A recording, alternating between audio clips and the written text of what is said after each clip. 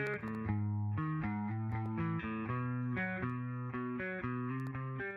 is. It's podcast day. We're excited. We're digging out there. What have we got? Ooh, yeah. Dude, it's fucking podcast day. Takes you back to that time of when you remember what you were doing when you first listened to that album, or What is going on, you champions? That's right. Yes. What up? Podcast day. Two dudes talk music. Yes, and stew. I've been stewing on this shit all day. What is going on? Yes. It's that time. It's that time. Podcast time. Yeah, spill the beans, man. Spill the beans. We want it. We want this. The exclusive details. Yeah, buddy. Guess who's back? He's back. Back again. Raph is back. Yeah, love friend. Oh. Guess who's back? Guess who's back? Guess who's back? Guess who's back? Guess who's back? Guess who's back? Guess who's back? Da da da. What is happening, man? What's happening? He's back. Podcast day. Back. The team is back together, reunited, and it feels so good. Yeah, oh, dude, it is good to have you back, man. Big shout out to CJ for helping us out from the CJ Local the Pineapple smoke. Jumper from the local smokeout to local smokeout Australia. Yeah, Thank you so much, love. man. So much love for CJ, man. Thank you so much. Hazard Halo straight yeah. away in the chat. How you going, Hazard Yeah, Halo? man. She said, "Welcome back, welcome back." Thank you so much, Craven. Oh my god, oh, mate, Dude. good to be home. How? It's good. It was an amazing trip. It's good to be home, man. So what? Okay, you landed back. You hit Aussie soil. How's okay? First of all, how's your jet lag? How's getting back on home soil been, and getting Look, back into?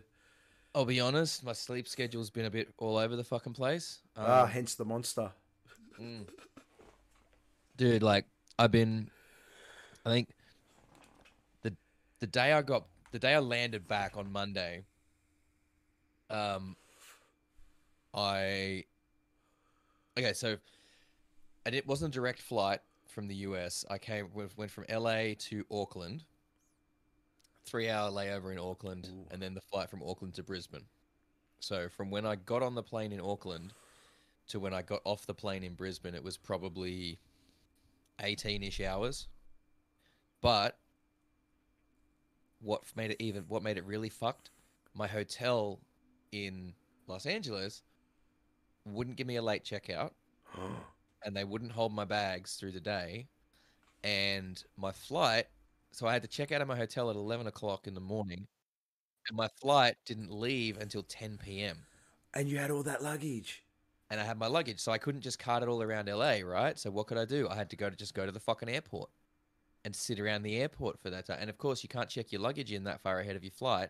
So I was sat around in like the bit before you check your bags in, which has fuck all seating because no cunt goes there and sits there for 11 hours. So basically I had to go there, hang around near where the limited seating was, wait for someone to get up or to leave for their flight, and then I could sit down and basically just faffed about there for like 7 hours. Oh no. Until check-in for the flight opened up. And then from there, I could go in to the actual airport proper, like go through security and all that, and then get, try and get some food and shit. But Did they even have did you have to take your shoes off when you were going through the? oh, dude, every fucking time, every fucking time. Really? Yeah, dude, it's like when you fly domestically in Australia, they're a bit more chilled. When you're flying internationally out of Australia, you have to take your shoes off, and it's a lot harder security screening. For flying domestically in Australia, we got it so fucking cruisy, dude. Like every time, every flight I went through over there, domestic, international, whatever, fucking shoes off, go through the scanner where you got to put your hands up, and it does like a X-ray thing, and you know what? I don't know what it fucking is. I don't know what it is. It can't have been my clothing because I wore different clothing every time, but I must have a lot of iron in my blood or something, because every fucking time the machine was like, oh, they've picked up there's something in that area, we need to pat you down. And I'm like, oh, here we go. Every time. So you were getting groped a lot while you were in So- America too. Yeah, unfortunately, yeah.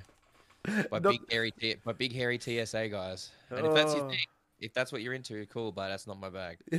Um. So yeah, but so yeah, like basically by the time I left my hotel on the Saturday morning before I flew, so it was like 18 hours, and you add like another six. So it was probably like 24 hours between when I left the hotel and when I got off the plane in Brisbane. So yeah, that was but it wasn't too bad, I guess, 'cause, like, got on the plane, they served dinner, and then they dim the lights and everything so people can sleep because it's an overnight flight. And so I popped a couple of sleeping pills, and I think I got like 5 hours sleep, because it's never good to try and sleep on a plane. It's not comfortable. I think I got like 5 hours, and then I stirred for a little bit, and then the fucking video shit in the seat the headrest in front of me wasn't working for some reason after that. So then I was like, oh fuck, all right, I guess I'll try and get a bit more sleep then. So closed my eyes. I think I got another couple of hours of sleep after that, and so then it was I only had to amuse myself for a few hours until we landed in Auckland after that. So that's not too bad. but it was not as much of a slog as the last time back in 2012 when I was flying there, and it was a direct flight from LA to Australia. Yeah. I think having it broken up in Auckland actually was better, even though it meant longer travel time. It's just that long stretch of flying that really kills you. Like, I've done the UK in one flight. Yeah. From here. So it's 24 hours. Yeah. So man, after like kind of 6 or 7 hours, you really start to get restless, especially if you're not sleeping, and you get antsy, and you want to move, but you can't do anything. So yeah, look, I tell you, if I ever go back to the US, I'm almost certainly going to try and do a stopover through Auckland again, I think. Yeah. Because look, I have my flights with Air New Zealand. Flights to and from there were with Air New Zealand, so they route everything through Auckland pretty much. And man, let me tell you, like, Air New Zealand is fucking A plus service and everything, man.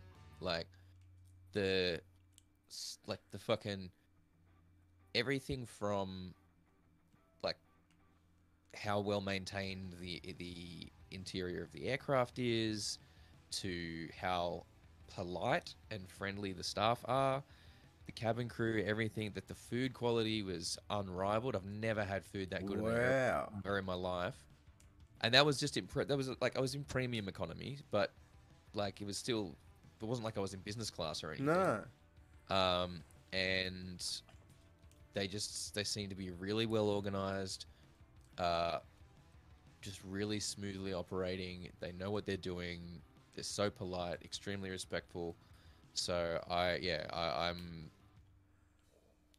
like fucking man. If I go back again, I'll probably try and do Air New Zealand again, because not only does that stopover in Auckland make a big difference, but the staff and everything about it was top tier. So that's awesome.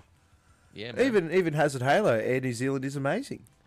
They really are. They really are. I can't fault them. Big shout out. Good on yous.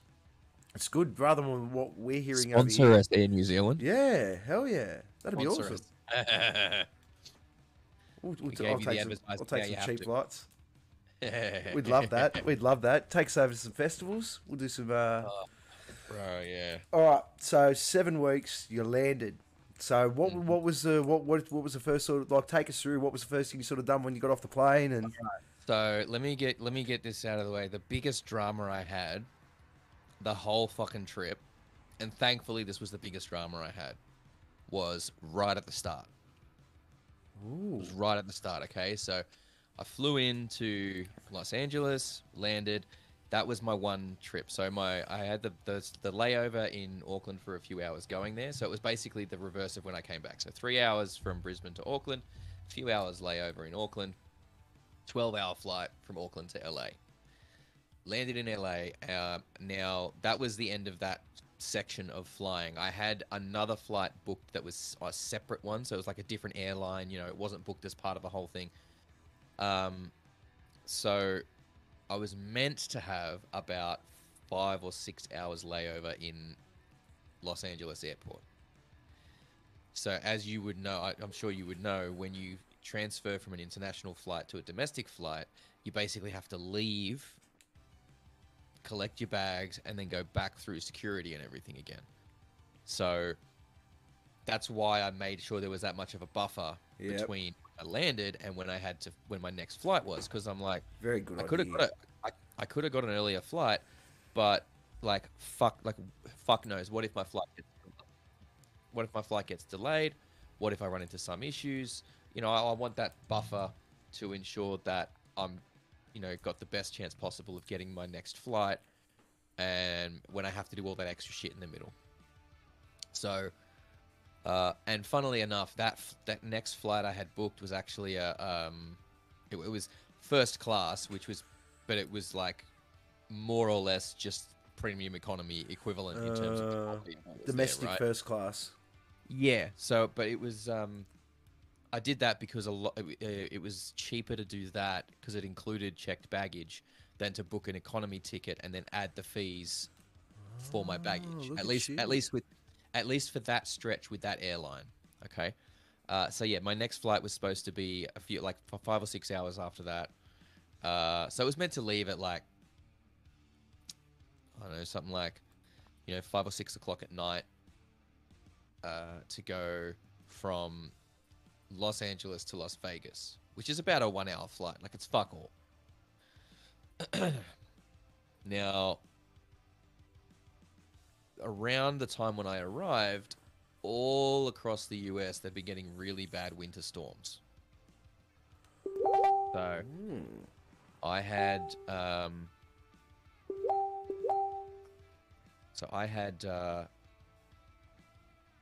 like, I landed and my flight was scheduled. It was there. It was like, yep, 6 o'clock, whatever. Oh, wait, you know. So, yep, I went and did my thing, collected my baggage, checked it again, went back through security, did all that stuff, went and got myself some food, went and found my gate, sat down at my gate, you know, okay, cool. The seat's got like a power thing there, so I'll charge my shit. I'm all good. Chilling out. Hook up to the Wi-Fi. I think I even downloaded an episode of the wrestling that I'd missed from while I was flying and watched that on my laptop. Anyway, flight time starts to get delayed. For my next flight, I'm like, okay, got pushed back to 7. Then 7:30. Then 8. Then 8:30. Eventually 9 o'clock. So by this stage, I've sat around the airport for 9 hours. Wow. Waiting for my 1 hour flight to Las Vegas. So it comes through, they get us on the flight.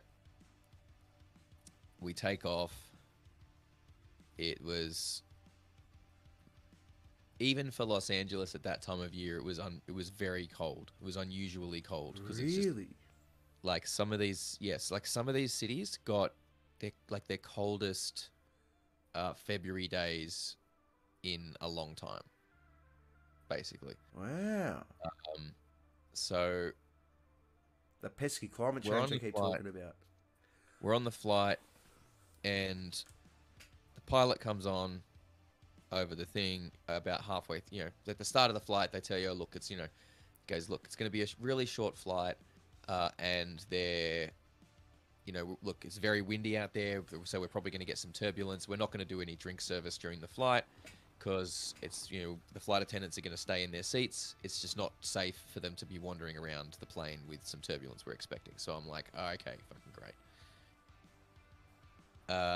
We're you know, approaching Vegas. He's like, you know, we're going to be starting our descent into Vegas. Just again, this is going to be a bit rough. There's a lot of turbulence around. It's pretty windy down there, so we'll see how we go. He wasn't fucking joking. Like, Wow. we're coming down to land. We're going through the clouds, and the plane's just getting like fucking violently tossed around. like we're hearing lots of fucking banging from stuff. The plane's getting tossed around. We and I'm watching on the display in front of me. I had like the flight map up, so it tells you like your airspeed, your altitude, all that shit. You know, we're getting lower and lower, and the lower we were getting, the worse the turbulence was getting. No. And we got down to something like 2,500 feet, so less than a kilometer.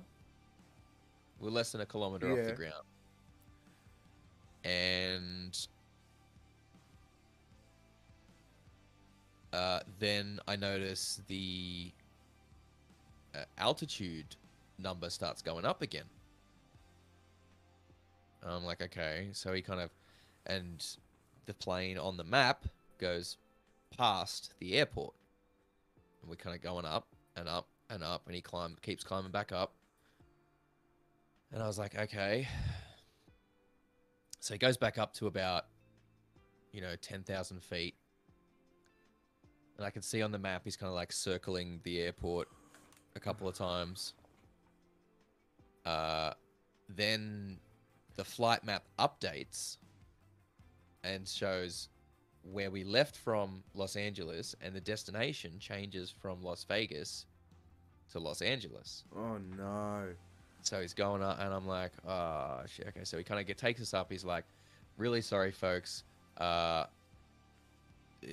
weather's just too bad. We're not able to land down there. The runway had lost some of their lights, so it just wasn't safe for us to land, unfortunately. We've been instructed to return back to Los Angeles, and we will be met by customer crew there, who we're gonna discuss with them what we're gonna do, and we'll let you guys know. So anyway, we're flying back. We land. Really rough flight, like roughest flight I've ever had. I'll be honest, like roughest flight I've ever had, and I've flown into Christchurch. Oh wow. Like I've flown into Christchurch in rough weather, so like that was until this, that was the roughest I'd ever had. So they land and they're like, all right, look, there's no one's landing at Vegas tonight. We're gonna have you guys queue up. We're gonna reschedule. We're gonna get you in hotels and reschedule for flights tomorrow. So I'm starting to get a bit shitty at this point. Yeah. It's been, at this point, it's nearing like, it's almost 30 hours from when I got to Brisbane Airport. And I'm just like, I should be in my fucking hotel in Vegas right now. Like, sipping on drinks, playing the tables. Anyway, I'm lined up for the thing. I'm calling the fucking hotel in Vegas. I'm like, yo, look, I'm supposed to be there tonight. This is what's happened. I'm not going to be there tonight. I just want to let you guys know I am still coming. Don't cancel my booking. I realize you'll have to charge me for tonight. That's fine, but I am still coming. So like, yep, no worries. We'll see you tomorrow. Blah, blah, blah. They reschedule my flight. They book me into a hotel near the airport. Go outside with my fucking luggage. Wait for the shuttle to take us to the thing. And it's fucking cold at this point. By this point, it's like 11:30 at night. Midnight almost. And they're in the midst of some of their worst winter storms in a decade or two. So it's freezing outside. Wait for the shuttle, takes us to the hotel. And of course, the hotels in that area, there's only a few of them that they can really put people in because they don't want them to go far from the airport, So a lot of people have been sent to a few hotels, and those hotels are not expecting an influx of people until people start showing up. Yeah. So they've got fuck all staff on at reception. So like, by the time I got on the shuttle, got to the fucking hotel, lined up at the hotel, and this isn't the hotel staff's fault, this is no one's fault. It's just the weather. Get there, get to the hotel. I'm in line at the fucking hotel for like an hour, waiting to just check in because they're just having to. Because there's like one staff member trying to do it, and they're having to basically set up the bookings on the fly with each person that comes in, and it's just It's not like, oh, okay, there's a booking, pull up your information, away you go. Yeah. It's, okay, we've got this booking from the airport, we have to fill in all your information, and etc. So, yeah, it was over 30 hours by the time I got to bed. But, and I didn't sleep much on that, the 12-hour flight over there. I maybe got a couple of hours. So I was a bit fucking, you know, not in a great mood. Anyway, next day comes, go to the airport, get on my flight to Vegas. It's all good. But, and I did say after all that, I'm like, look, if this is the worst drama I have all trip, I'll be happy. And thankfully it was. That's good. Thankfully it was. But yeah, so then I had Vegas for a couple of nights. And how is Vegas? Fucking crazy. What did you do? Did you play the tables? Did you win that money? You know what? I didn't do a lot of gambling. I had planned to. Like, I'd planned to play some blackjack, maybe some craps, a little bit of roulette. But once I was there, I was like, I don't. You can do this stuff back home, can't you? Gambling's not really a vice for me. So I've never, like, I played a bit of roulette last time when I was over there. But it is what it is. You know what I mean? You know, so I went to a couple of shows while I was there. Basically, had a wander around, saw some of the casinos and everything. You know, I got some pictures here. Do you want to? Yeah, I'll pull up the screen. Let's do it. Let's go to the. So Let's go to the thing. Smaller. Hold on. Alrighty, so we have right now in the top left-hand corner, just above RAFF'S head, next to me, is a little screen there. I'll turn this music down. Actually, I can make it bigger. I think we can make it bigger. I can fill up the whole screen. Let me. Hold on. Can we make that a focus? There we go. There we go. Now So we're that at the might be bottom. big That's a jump. bit better. We're at the bottom. That's nice and big. How's that looking? Looks alright. As soon as I get my cursor out of the screen. There we go. Wonderful. See Okay, if I can beautiful. hide this. So, yeah. So I mean, this is just one example. I didn't stay at this casino, but this is one I went past a couple of times. This is a Flamingo. You will probably have seen this one in the background of just about any movie that has set in Vegas. Yes. It's one of the ones that's been there for quite a long time, and that iconic, you know, pink feather design there is, yeah, it's just, when I say it's iconic, yeah, it's fucking iconic. Like, so I went past that a few times actually. Something that's interesting, the cabbie that gave me a lift from the airport told me about something they describe as the Vegas Mile. Okay. Which is basically because the casinos are so physically massive, they look closer than they are. So what that means is you might look at it and go, oh yeah, that's not too far, I can walk that. And then it's literally like twice the distance you expect it's going to be. Ooh. Because the casinos are just that big. So it's like they got their own closer to postcodes and shit. Borderline. I mean, look, man, I'll put it this way. I was staying at the Mirage. The next casino along is Caesar's Palace. Yeah. And the next casino after that is the Bellagio. All right? I had to walk... the first show I went to was a mile down the strip from my hotel. For anyone out Hey, there, one a mile is exactly 1.6 kilometers for anyone out there playing along at home. Thereabouts, 1.6. So a mile at 1.6 kilometers, I'm like, yeah, that's fine. I'm at 1.6 kilometers, that's easy. I can easily walk that. That's no drama whatsoever. And it was no issue at all. But what you have to remember is, yeah, these casinos are so large that you might walk half a mile just getting from your hotel to the front door. Wow. But so I'm walking along and I go, okay. I'm like, oh yeah, cool. So that's. I walked past a massive fucking building, and I'm like, oh yeah, cool. That's Caesar's Palace. That's pretty impressive. And then I'm walking down, and I'm like, the next building was still Caesar's Palace, and it was just as big. And I'm like, okay, cool. Well, I guess that. All right, yeah, no, fair. It's Caesar's Palace. It's very palatial. It's very Yeah. big. And I kept going, and the next building was still Caesar's Palace, and the next building, and the next building. I'm like, this thing's, it's like literally 5 or 6 fucking massive buildings all form Caesar's Palace Casino. It is Wow. literally, it's stupidly huge. And yeah, it is mind-boggling how big some of these casinos are. And that's what I mean when I say, when I say they're big enough that they look significantly closer than they actually are. I'm not fucking around with that. Like, they are so huge.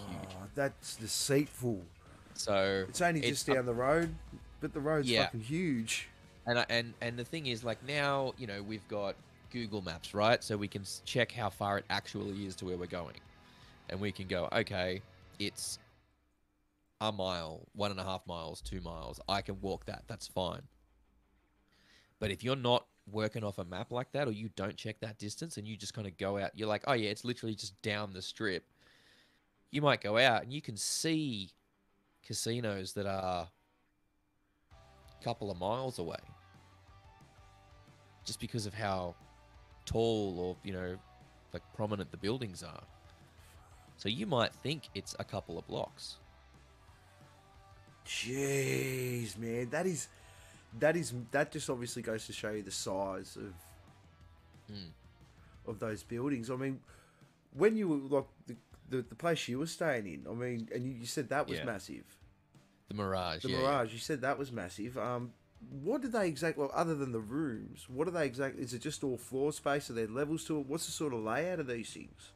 Yeah, so pretty much you might have a floor or two that is casinos and, you know, venues within the casinos.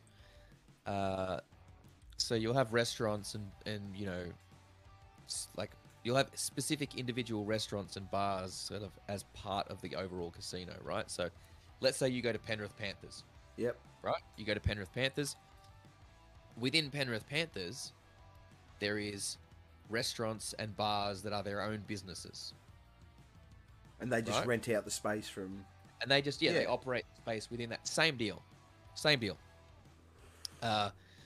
And so that's what a lot of it is. So, yep, the casino floor itself is quite large. Tons and tons of slot machines. Heaps of, you know, like, roulette tables, blackjack table, all the games kind of laid all, you know, all around the place.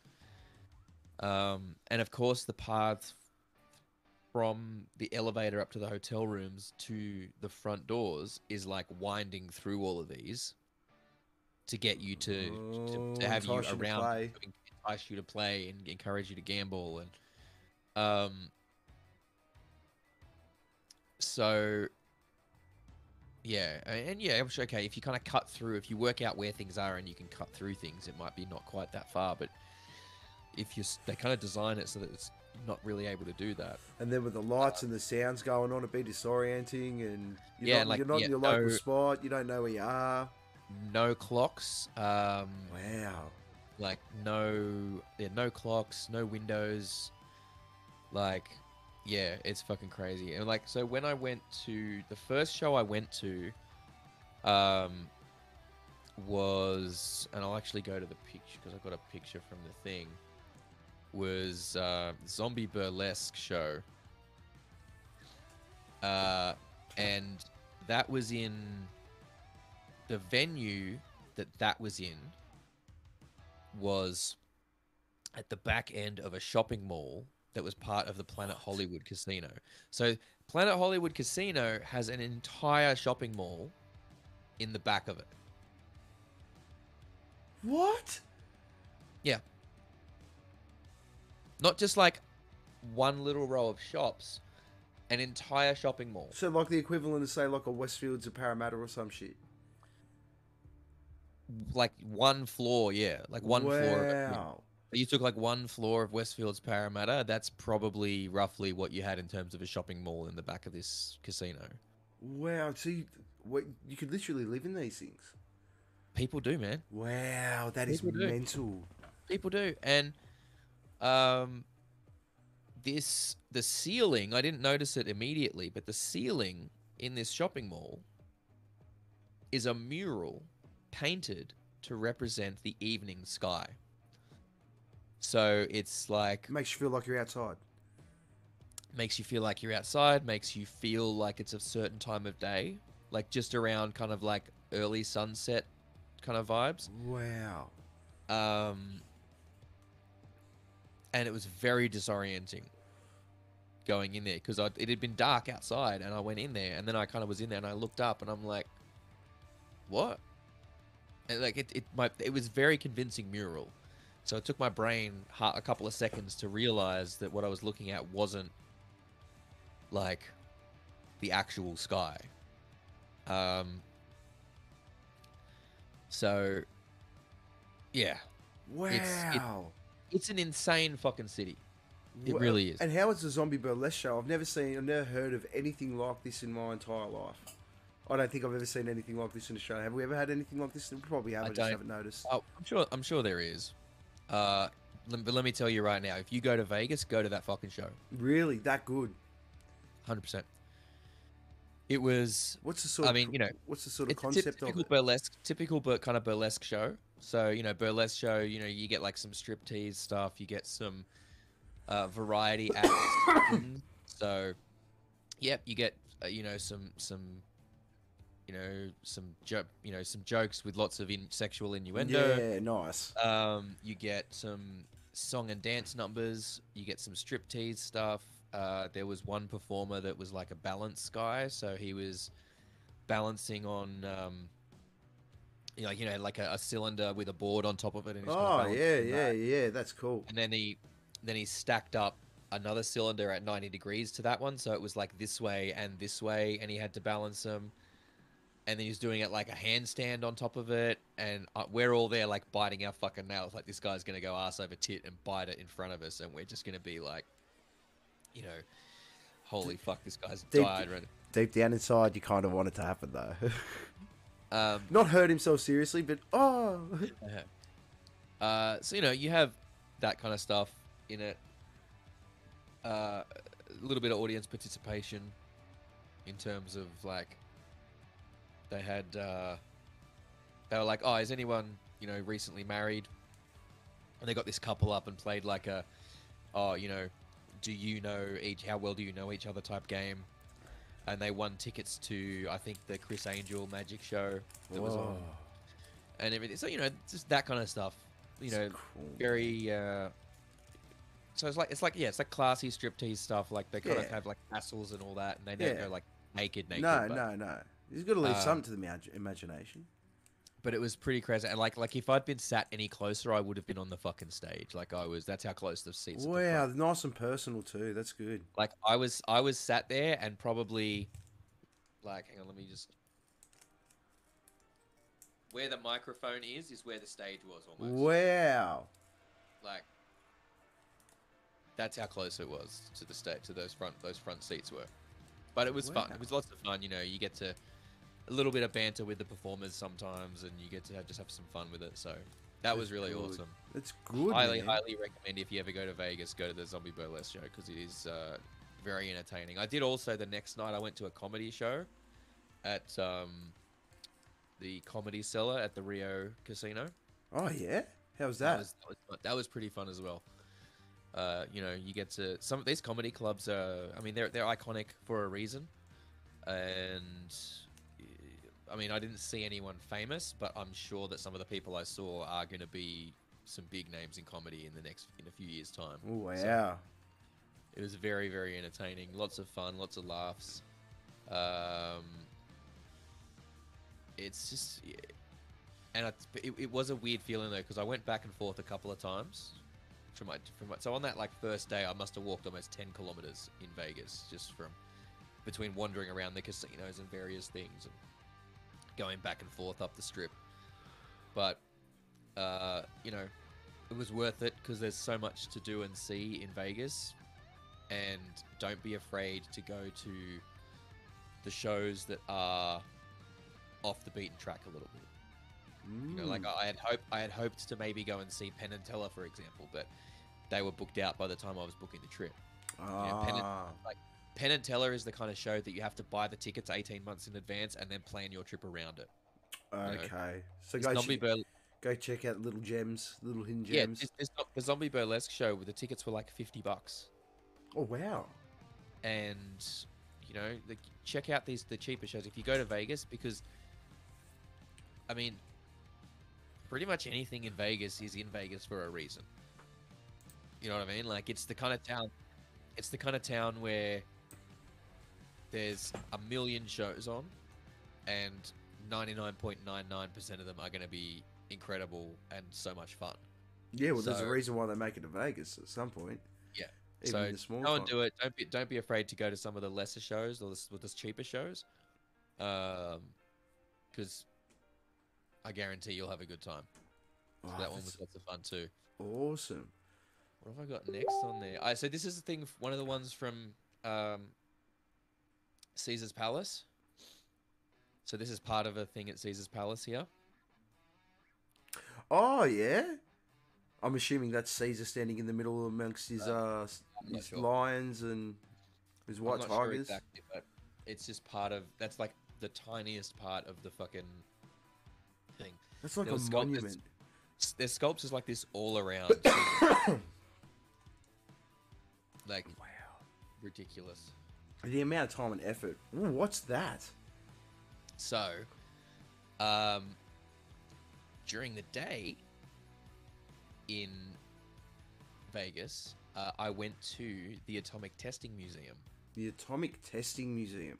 Yes, because Area 51 and also the early atomic testing sites were in Nevada. Yeah, they were. So there's museums that covers the whole history of nuclear weapons and related fields out there, and that is a life-size replica of, I believe it's called, official title is The Device, which is literally the first test nuclear bomb, essentially. It's the first. It was wow. So with the first tests, they put this at the top of a tower out in the desert, blew it up. Wow. And that's the life-sized recreation of it. And let me tell you, seeing these life-size, it hits different. Like, seeing it, you can see a photo of it, you can see a scale model of it, but seeing it life-sized, Look, is just something how else. big is that? That thing looks fucking huge. Yeah, it is. So from the ground to the, obviously it's on like a plinth there, Yeah. but from the ground to the top of that thing was about 2 meters. Wow. So the device itself, if I was stood next to it, it's about as tall as I am. And I think the next photo I've got, actually, is... I think I got a couple from it. Sorry, just keep closing these. Whoa. So that is a life-size replica of the Fat Man bomb that was dropped on Japan. Yeah, the Hiroshima. And again, standing next to something like that, obviously it's not the original. I know it's not the original, but stood next to a life-size replica of a literal weapon of mass destruction that is an iconic moment in global history Oh yeah. is daunting. It puts some stuff into scale and perspective for you. Like, you can see the doors in the background behind it there. Yeah, I was just thinking that. So it kind of gives you some context on how That big. looks like it's about 5 meters long. Maybe more. It was probably about three, Yeah. 3.5 maybe meters long, but Height wise, again, a little bit taller than me, Far out. and that's what you can see. That's almost on the ground. That's almost touching the ground. That one. So. That's the one that Homer Simpson rode on The Simpsons, wasn't it? Yeah. Not quite. Not quite. I think. That's the one. And Hazard Halo said, "Sissy that walk." Yeah, and the Flamingo Casino, because it was RuPaul's Drag Race on on the banner. So this is a more modern design of a nuclear bomb, but it's again full scale. So Man, that's scary, dude. That do you think something that could take out that many people would be a touch bigger? Yeah. Like, But that's So the full scale thing and being stood next to it is like it feels different. You feel, at least I felt, almost like a sense of reverence and respect, because you're like, obviously it's a replica, it's not real. Yeah. But you imagine being stood next to a real one when you're next to that, and you're like, you are in awe of the power that is necessary for something of that size to produce the results that it does. So I mean, yeah, it's again, National Atomic Testing Museum. It's a bit off the strip. Yeah. Let me tell you something. When you get off the strip in Vegas, shit gets bleak real fast. Really? Like the main drag where everyone thinks like Las Vegas, it's about 3 or 4 miles long, and maybe a couple of blocks wide. So is that the one where you're talking about? Like, is that the one where they have the artificial? The massive, that's where all the big casinos are. Yeah. And everything. Okay. When you think of there, but yeah, you get like a couple of blocks out from the strip, and it's like low-rise buildings maximum, and shit's like empty lots and fucking cracked roads, and wow, like Vegas, where the money is, fucking everything. It's like glitz and glamour, and it's amazing. You get a half a mile outside of that, you don't want to be wandering alone at night. Wow, that bad? Like some parts of it, yeah. Wow. It's a town of extremes. It's a city of extremes. So, yeah, as impressive as the strip is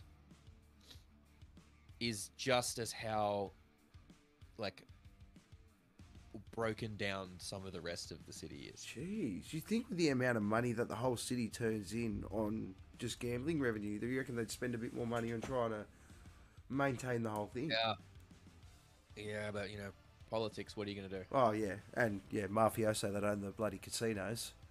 Well, speaking of, I don't know if I've got any pictures queued up here, but I did also go to the Mob Museum. Him? Yep.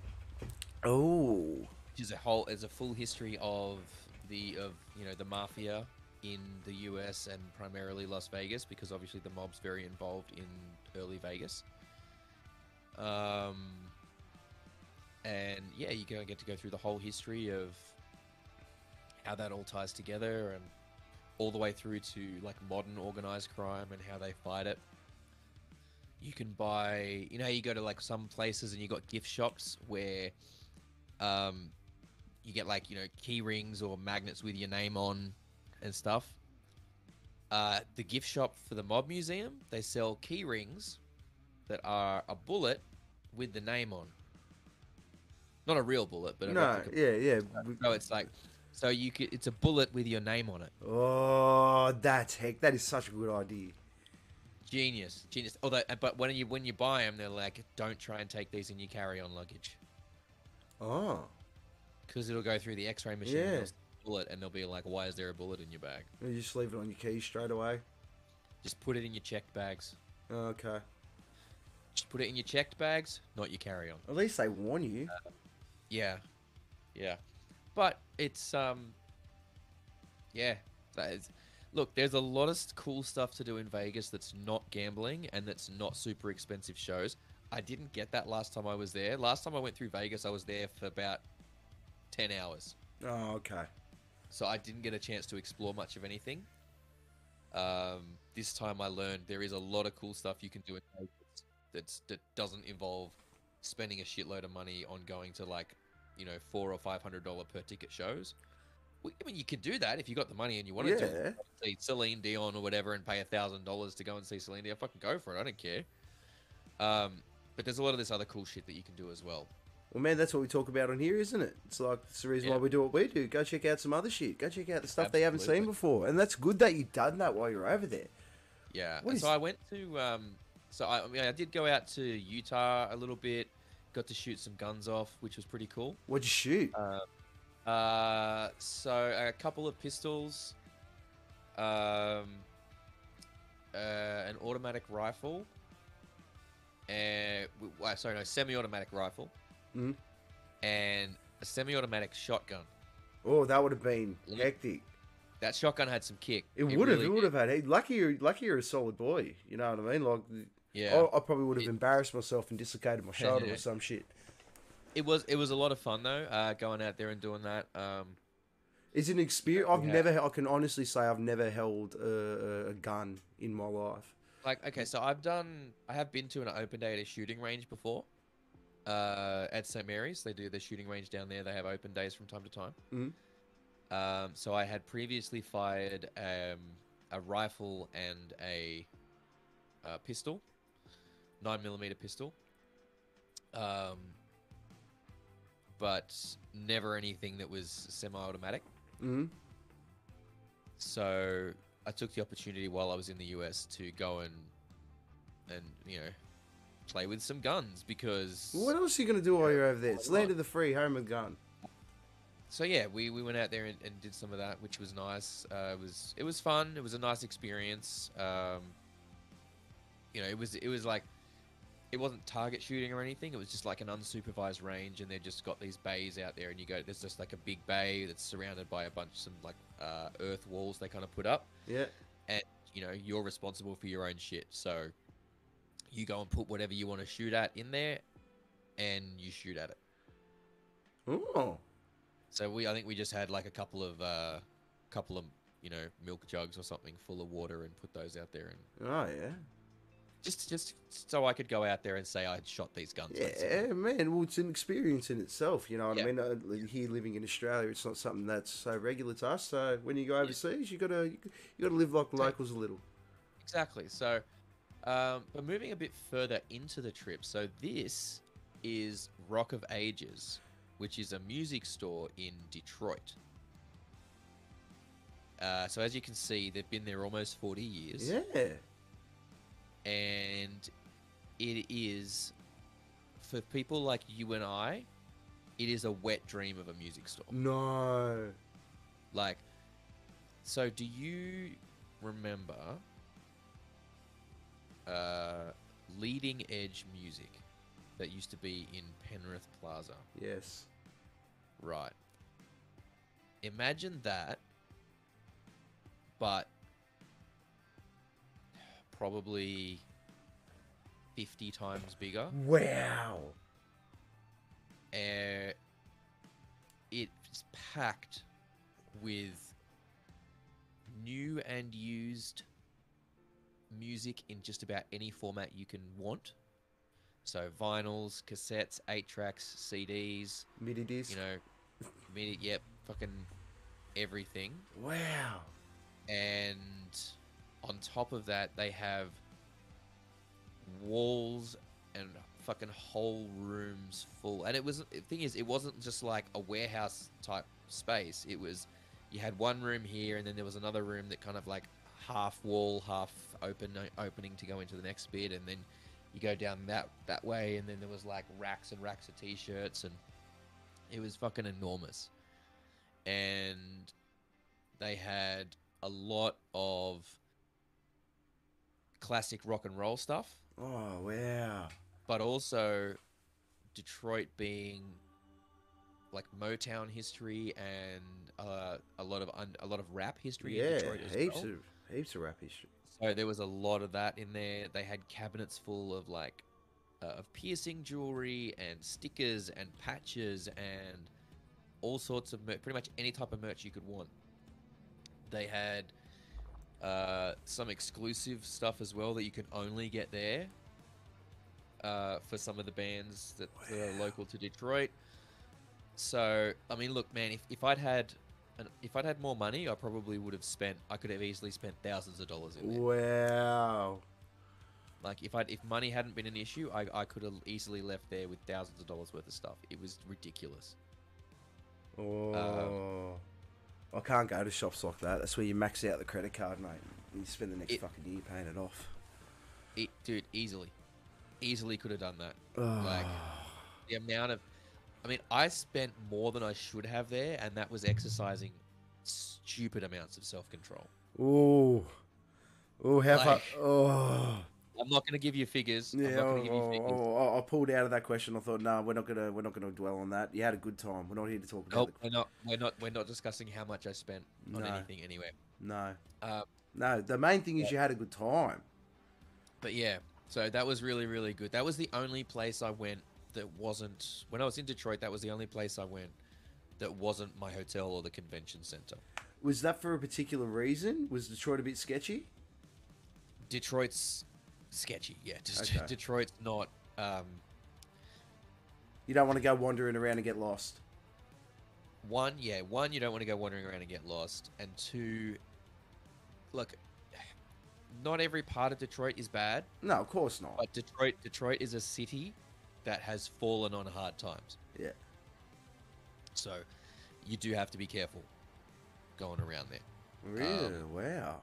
And maybe I'm overblowing it, but as an Australian that has heard a lot of talk about Detroit, that's my understanding. Okay. All right. So what else have I got up here? So that was at the convention.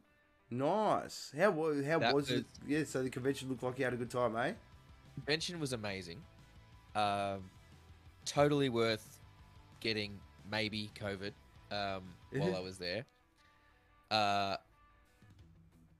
But yeah, so that's Doug Bradley, obviously, which was amazing. He was one of the people I was really looking forward to meeting while I was there. And he picked straight away that I was Australian.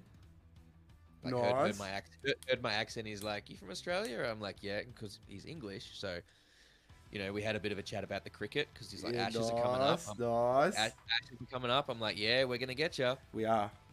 We're gonna get you." But you know, yeah, we had a bit of a chat about that, and you know, just how, you know, I was there for like a big trip and where I was going, what I was doing. And he's a very, very gracious man, Doug Bradley. Very, very polite, very kind and generous and humble. He got so I'll show you the thing. Where is it? So I don't. Probably going to get a lot of glare. I'm probably going to get a lot Hold of on. glare. No. off I'll make the you light, big. I'll make you big here. off the light. There we go. But so that was the. Oh. This is the picture from Hellraiser, and he signed it. Does for it say? me. What does it say? I am the way, That's what I thought it said. which is the line that Pinhead says in that scene. And it's great because that's one of my favorite shots from any of the Hellraiser movies. But you know, so yeah, we had a bit of a chat for a few minutes about my holiday and everything, and during something that kind of surprised me as well was during the panels that they have. At least at this, like I don't go to a lot of conventions, so I don't know if this is the norm at every convention or if it's just something they did here. But during the panels, when you're able to ask questions, they're like, tell us your name and where you're from, and then ask your question. So I got up and I asked questions in a couple of the panels. One of them was Doug Bradley's. Another one was when Twisted did their panel at the end, because Twisted's like kind of one of the people, the things, forces behind Astronomicon. Okay. But yeah, so both Doug Bradley and Twisted, when I stood up, I was like, hey, you know, I'm Raph, I'm from Australia. They both before I asked my question, they turned to the room and were like, this guy came all the way from Australia. Like, fucking give it up for this guy. Oh, that's Because mad. I think, and I was like, we're not here to talk about me. We're here to talk about you guys. Like, don't be doing that. But you know, I think, I was I think I was the person that had traveled the furthest out of anyone to be there. There was a couple that had traveled from Germany, which was pretty cool. So That like is we kind of mad. got chatting as well. But I think that the three of us were the only people that were not from like the US or Canada Oh, that had traveled there for it. that So, would they would have loved that. man, yeah, let me tell you, like I've been, you know, I kind of was been posting in the group for like people that are going to the convention in the lead up to it, and I was like, you know, like I'm coming from Australia for this.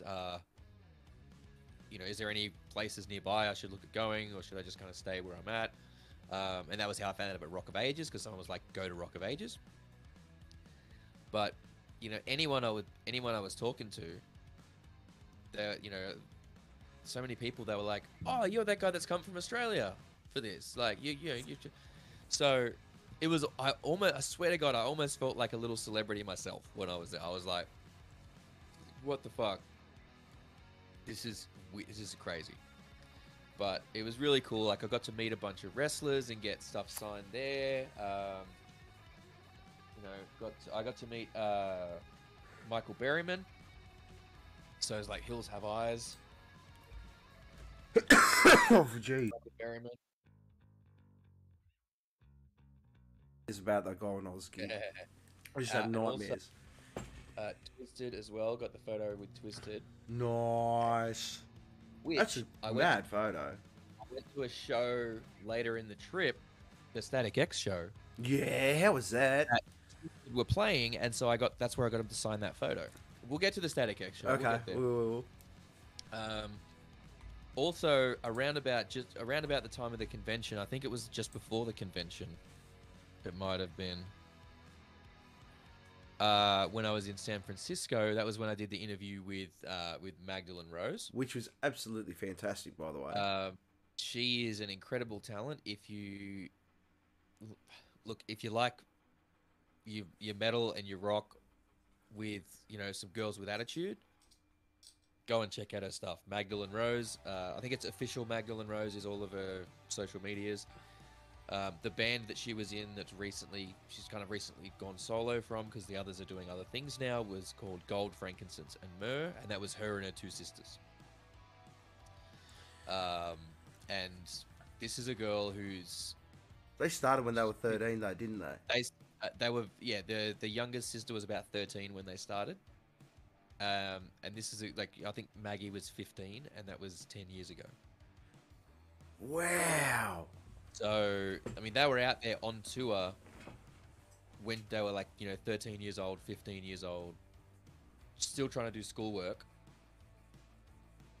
but, you know, playing fucking festivals and shit and having a ball and absolutely tearing it up. Wow. I mean, it was a really, really good interview. Thank you. I mean, she was very talkative. She gave a lot. She knows a lot. That's a go. This is what I mean, man. The generation that's coming up now. Oh, fuck. They've left us all for dead, mate. They are leaving us in the dust. Yeah, like, we're nothing, mate. That's why we talk to them. There's bands coming up now, and the people are like, you know, 21, 22 years old, and they know so much more than we did about the music industry at that age. And maybe that's a factor of the internet and social media making it more accessible. But this next generation that's coming up in rock and metal is going to bring the glory back to rock and metal. Oh. They are going to be top tier. They are going to be fucking killing the game again, man. Our time will come again. Hazard Halo said that's amazing. It's because they know they neglect us. That's probably talking about how everyone gave you a good reception because you were from Australia. Maybe. Yeah, the guys from Twisted were super impressed. Like when I met them at the later show, again, I'll get into a bit more detail, but the latest show where I met them again, um, they were like, "Oh, hey man, like, how's your trip been?" Oh, You know, mad. like, yeah. So that was really really cool. I'll just go to the next. What have I got? So this was a guy. Obviously, conventions, you get people going around in cosplays and costumes and stuff. Wow. Is that a So this samurai predator? Samurai predator, yeah. Wow, what a concept. It was insane. Yeah, it was super super cool. Which I'd love to see a samurai predator movie. I got to tell you.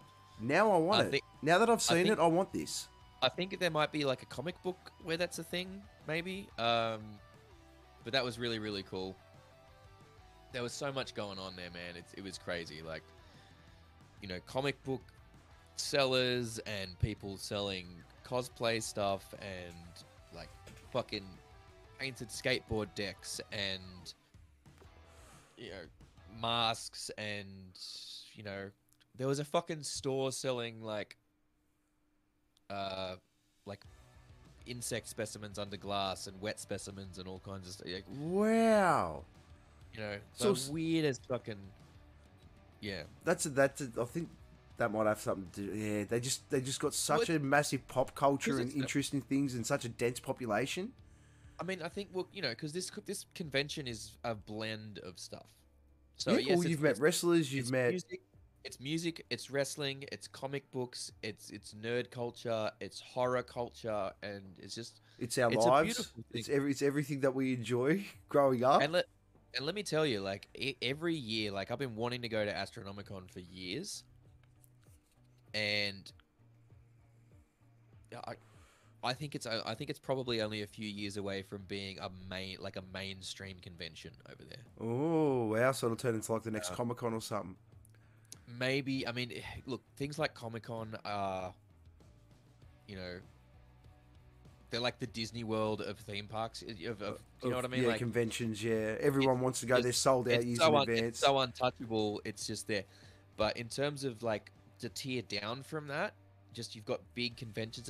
It's gonna be, yeah. Like I think it could be on par in terms of size with something like Supernova within a few years. Wow. Which. Well, I hope it does, because then it'll come to Australia and I'll get to see it. Maybe. We'll see. What else? So yeah, Trish Stratus. Obviously got to meet Trish Stratus, which was super cool. That's mad. Again, you know, she was also amazing. She was so nice, so humble. She was super interested in everyone that was there. She took the time to talk to them and get to know what the story was and what was going on with them. She was blown away by the scale of the trip I was doing. I mean, a lot of people were. They were like 7 weeks. Yeah, dude, that's a long time, man. They're like, you're seeing more of the country than I have. Like, what the hell? But you know, so like that was really really cool, and especially for someone like Trish Stratus, like, because she was going to be at WrestleMania, and I was going to WrestleMania later in the trip as well, and everything. So, yeah, it was a lot of fun. It was a lot of fun at the convention, and there was just so much going on. There was because of the weather, there was a couple of big guests that didn't get in. Ooh. So I've got a video in like one of the next couple of things of the snowstorm that came in on the Friday night, and that like fucked everyone's travel that was coming in on the Saturday morning. Oh wow! So there was a lot of this convention had a lot of clerks stuff, and Kevin Smith and Jason Lee were two of the bigger names on there. Unfortunately, both of them, no. both of those two couldn't get in because their flights got fucked around and they had no other way of getting there. Damn it! Oh, jeez. What would you have asked Kevin Smith if you had the opportunity? I wouldn't have been able to ask him anything even if he was there, because his stuff was like a separate package. Oh wow! I already got like a normal VIP package. His stuff was like another VIP package on top of that. The VIP. Because he was only there because he's so busy. He was only there for the one day. It would have been a whole thing. Like literally, his booth was set up in a separate room, and his panel, like, you had to be on that VIP list to get in there. Like so yeah. I mean, not that any of that happened with his not getting there, but I think they're actually organizing. They're organizing like an Astronomicon 6.5 to try and make up for it. So people Oh, that good. had that VIP can automatically get on this one. That's But good. Kevin Smith, let's I'm see. so happy Kevin Smith now gets the accolades he finally deserves for his absolutely fantastic writing. So let me see if this is the video. Yep. What? All right. So this is a video from that I took when I was leaving my hotel. So okay. Looks like you're about to So- start some shit. So the convention finished on the Saturday, and then there was a concert afterwards, right? Yeah. So I went back because the hotel was only a quarter mile away. Yep. So I went back to my hotel just to change because I was a bit smelly. You know, I had a bunch of stuff that I'd collected through the day. Just dropped stuff off, so I'm not, because you can't take a bag into the concert anyway, so whatever. But just to give you an example of what the weather was like at that time. We're getting ready to head outside again. You ready for this shit? But I had my mask on because it was so cold. I had to like cover my face just to protect my face. All this snow came in like, like 5 hours. This was a foot of snow. Oh my god.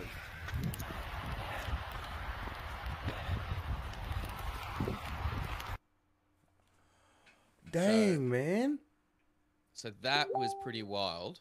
Ah. So yeah, a little bit after all of that, it was on to Louisville because I wanted to see Brad Williams. He's a legend, man. He's such a cool dude. He's so good. And I tell you what, he's such a good sport as well. Because this show was like, he'd been in Louisville for like 3 days. And this was the last of 6 shows. Wow. So something that I didn't realize, a lot of the comedy tours, right, in the US, they'll do 2 or 3 shows a day. Oh. And usually I looked it up and I'm like, okay, what's better to go to? And from what I could find on various websites, people were saying if you want the pure routine, go to the earlier show. If you want them a bit looser and going off the routine a bit in just random stuff, go to the later show. Because usually by that, they've done their set, so they're prepared to be a bit looser by the last show.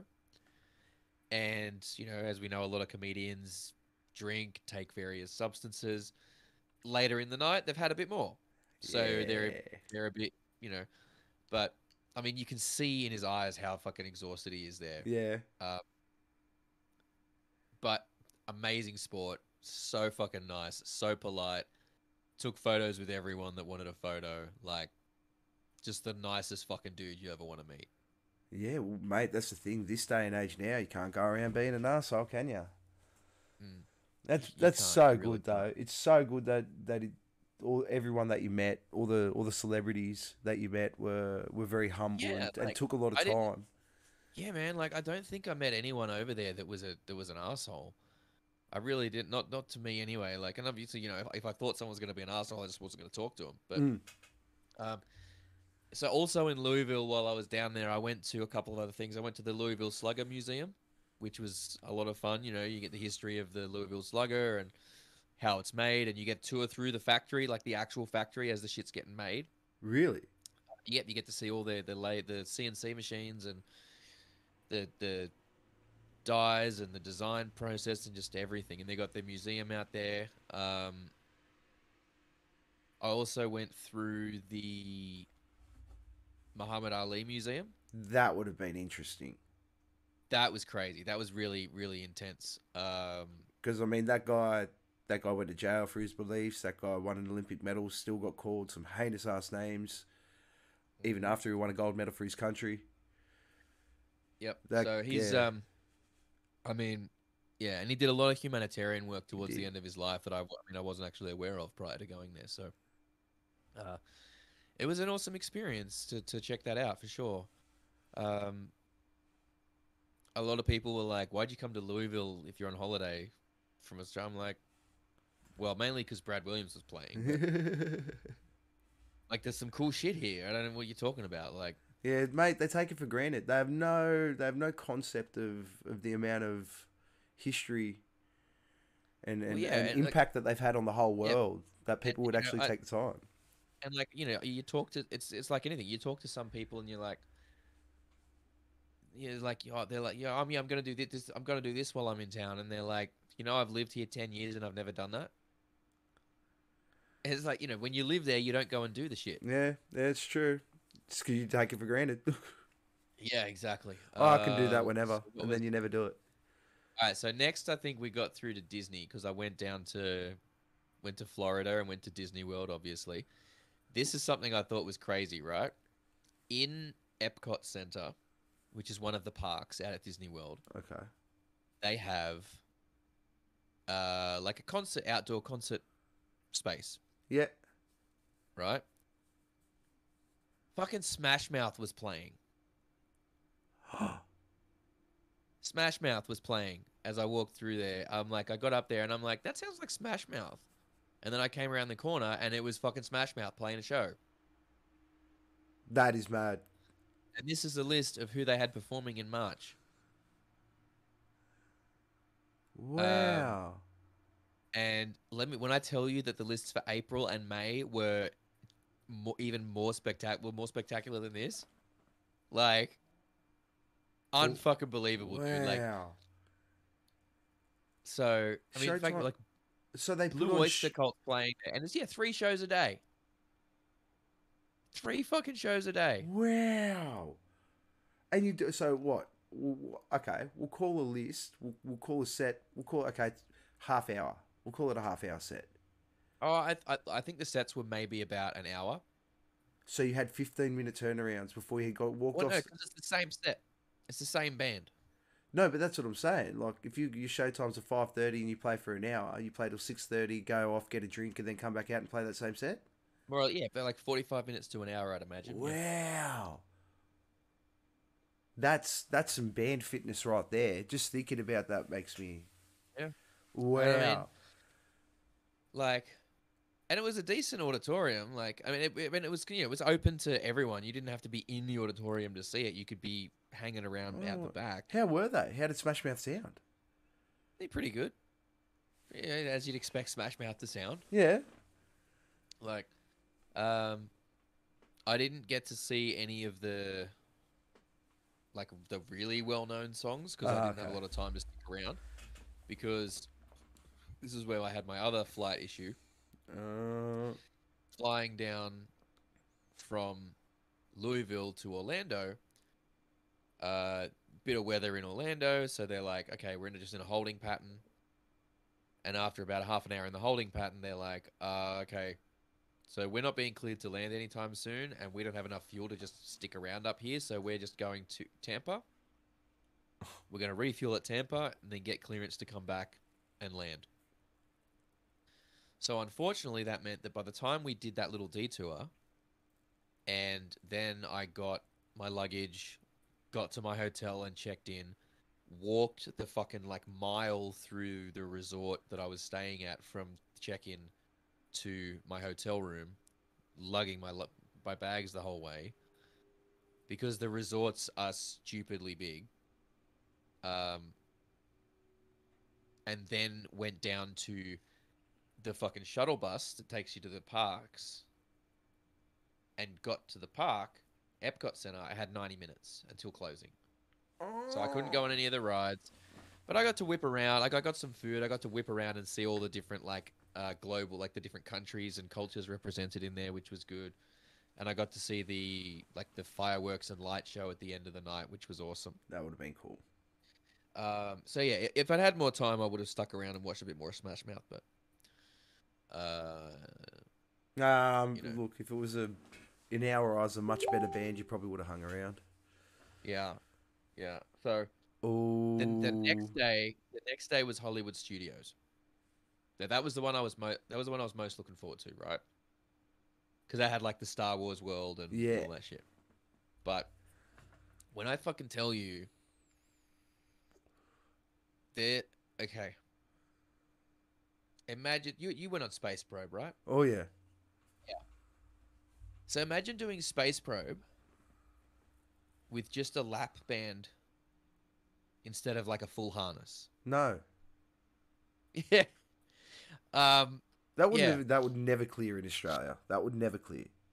Yeah. So basically, and the thing is, you don't just drop with this one. You go like down and up and down, and there's like 4 or 5 different shafts that you can end up in at the end of the ride, and each shaft has a different pattern of up and down. Oh. So you never know which one you're going to get. Oh. And so that's the one where you're like in an elevator, isn't it? Yes, you're in an elevator and you go up and you're like, oh, this hotel is haunted, and like they show you like ghosts and you go like a Twilight Zone kind of thing. And then you get to the end and it opens up and you're seeing out over the whole park, and then you just fucking like, oh, and the lap belts, because they don't want to rely on people to tighten it to the right tension themselves, they're on like a ratchet system, which means there's a little bit of give before it stops. Oh no. And for me, at least, that was just enough that I could feel my ass start to come off the seat. Oh no. Before it went tight. So, I'll tell you what, there was some kids on that ride that learnt some new fucking words that day. Oh yes, Raph. Because I was using everything under the fucking sun during that. Like, holy shit. I mean, it was fun. I probably wouldn't want to do it again. It literally sounds like all they did is put you in like a jar and just shook the shit out of you. Like, it's just, you go up and down, like with these kind of rides, it was like just when you think it's kind of settling down and you're like, all right, cool, we're going to, it starts kind of doing a slow descent down towards the thing. It went right back up again. And then you had like, and then it just like up, propels you up. And then you just start dropping. Oh, man. Like, I'm amazed I didn't need to change my fucking pants. Well, as it was probably coming out, they drop you and just shoot back into your body. Like, you can see how fucking tall that is. Like, that's massive. That's that's you pointing up. I can't see what's underneath that building or how tall that building is in front of it. So, yeah. Oh, see, I love that shit. We got no cool shit like that over here. That's ball clenching. It really is. Yeah. All right. So this was in one of the rides that I did. So this ride had the longest line of anything of any of my time at Disney. So it was going to be good. This was the Star Wars Rise of the Rebellion thing. So it starts out, you're on, like, you get loaded on, you're trying to escape, the rebellion's trying to help you escape. You get loaded onto a ship. You go in there and you stood up, and there's a little bit of movement as it kind of goes around, and there's like a video screen where, Admiral Akbar's like, oh, fucking, yeah, we're going to get you out of here, it's fine. Oh no, there's a first order ship that's we're in the tractor beam. Just sit tight, we'll try and help you guys out. I'm gonna put the sound on again, and let me tell you, the whole time this was going on, I was grinning like a fucking moron. Cause I loved it. I'm like, my nerd I was just geeking out so hard.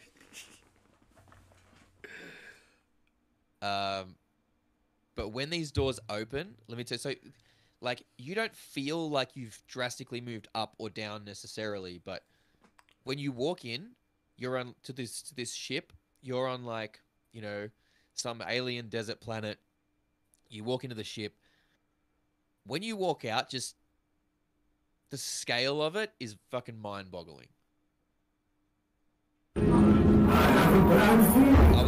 I was facing the wrong way originally. So. Turn that down a bit, Raffy boy. Is that better? Yeah, that seems better.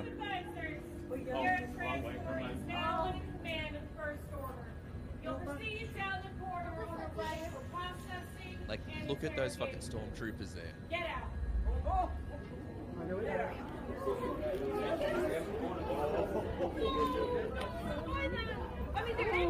All I can see is dads dragging their kids, mate. Like, look at that. That's huge. Some police brutality. I like the police brutality call.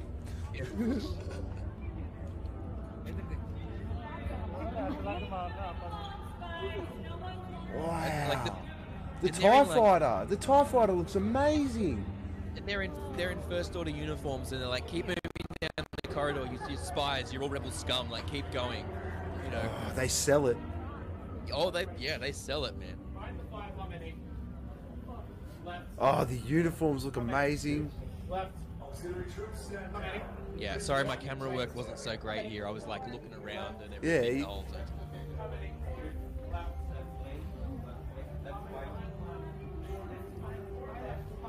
Like the way it was built, it's like This is so cool. it was like some life-size type shit.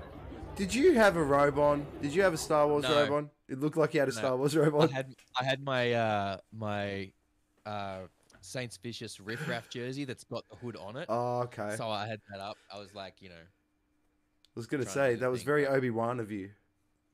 but and this is obviously the castle at Magic Kingdom, So, which is enormous. it's weird. So, all I've been hearing lately, like, is it really the happiest place on Earth?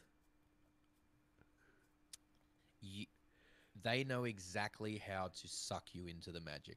Oh. Like sitting here right now, I 100% will tell you Disney is no matter what they present at the front, Disney is it's a money grubbing corporation that wants to own everything and make all of the money ever in existence, and then the next year they want to make more.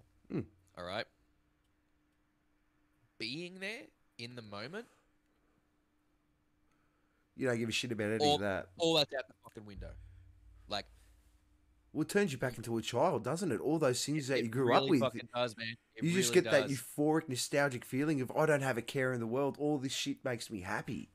Yeah, they know how to suck you in and just get into that part of your brain, man. And it was like you feel the magic when That's you're there. awesome. You Well, really do. Mate, as long as they're keeping up with the product that they're selling.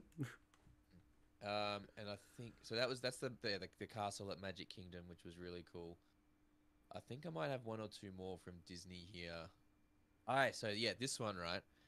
If you're familiar with like Vine and TikTok stuff, this guy is called Pizza Beard Party. Okay. And he has like, you know, I was just randomly walking around and I saw him. I'm like, that looks like the guy. And I was like, hey, I'm like, sorry. I'm like, are you the guy? He's like, yeah, that's me. And I'm like, so he's like one of these internet famous people. So Yeah. a lot of people won't know him, but I recognized him and I happened to run into him. No idea he was going to be there. And that was really, really cool. Like, I got to meet him. I was like, can I get a photo and everything? And he was super polite, super cool while I was there. But I had a great old laugh meeting him. He was amazing. He was really, really nice as well. That's awesome. But I also did like, you know, I got a photo with like, you know, Captain Jack Sparrow, you know, guy, and yeah, a bunch of other stuff there. So all right. So anyway, so after Disney, after Florida was when we went to Salem. Now, Salem is a very, very old city. It has history going back hundreds of years. Like basically when Australia, when Captain Cook was, you know, landing at fucking Botany Bay or wherever it was he landed, Salem was like 100 years old. Oh, okay. To give you some context. Yeah, okay. Salem is a city that goes back to the 1600s. Wow.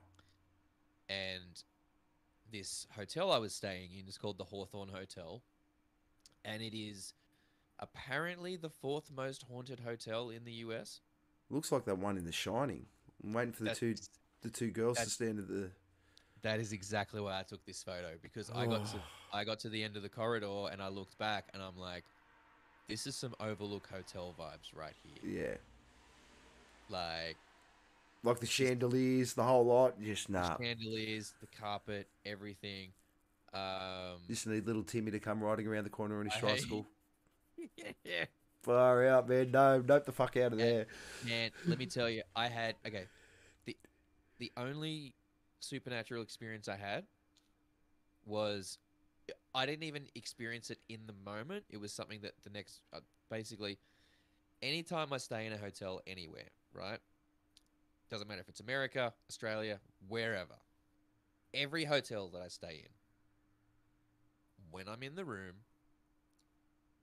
I lock up the door hard. Right? If there's a chain or one of those like the loop things that Yep. I put that across, I fucking if there's a deadbolt, I do the deadbolt. I'm like thorough as fuck every single time, no exceptions, right? So I think it was my second night in Salem. Whatever. Come home, come back there, lock up the thing, chill out for a little bit, go to bed. Next morning, get up, shower, go downstairs for breakfast. Not only was the door not locked, the door was ajar by it was open by about an inch. That's a Now, fucking lot. That's not a jar. That's an open door. now when that's locked up like that, there is no possible way for anyone from the outside to open that. So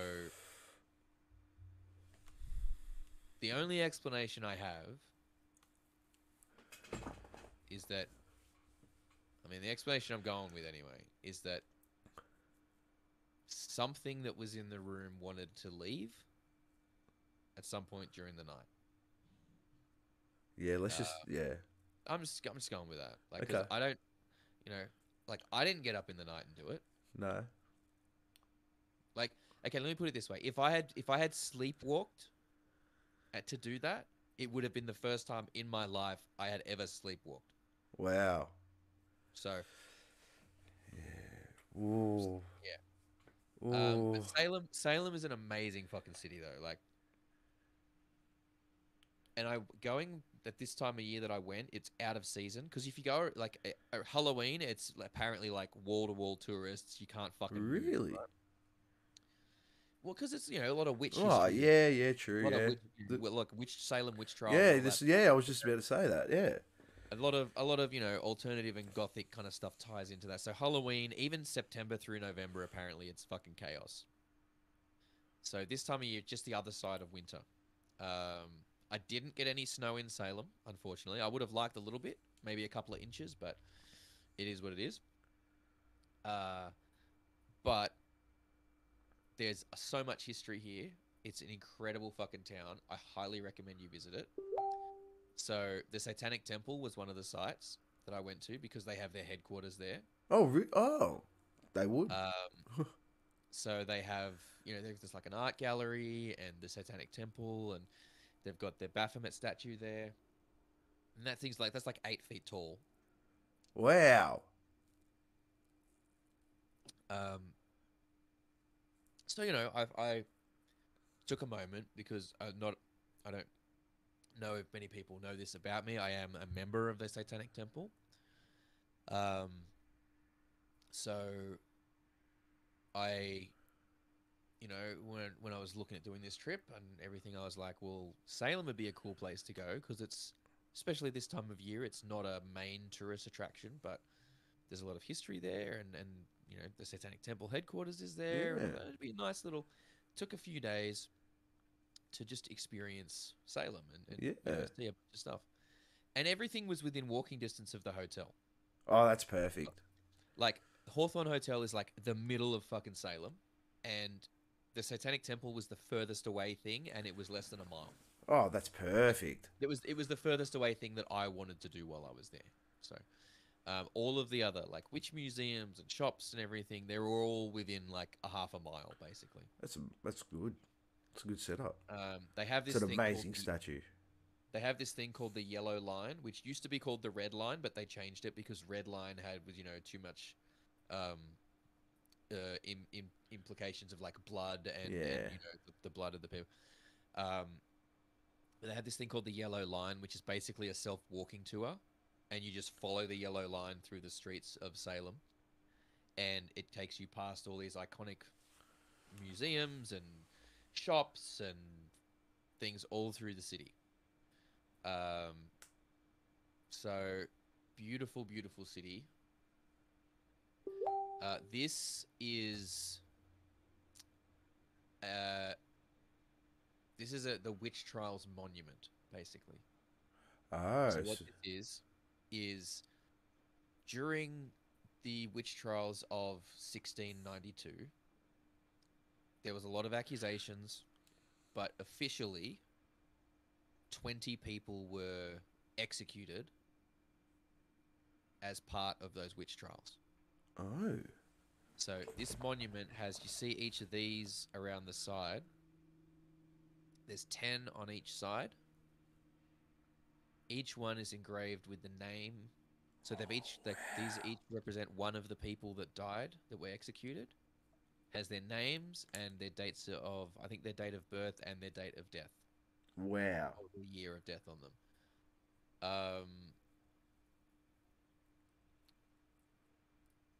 And so that's the yellow line I was talking about too. Yeah. You can see it there.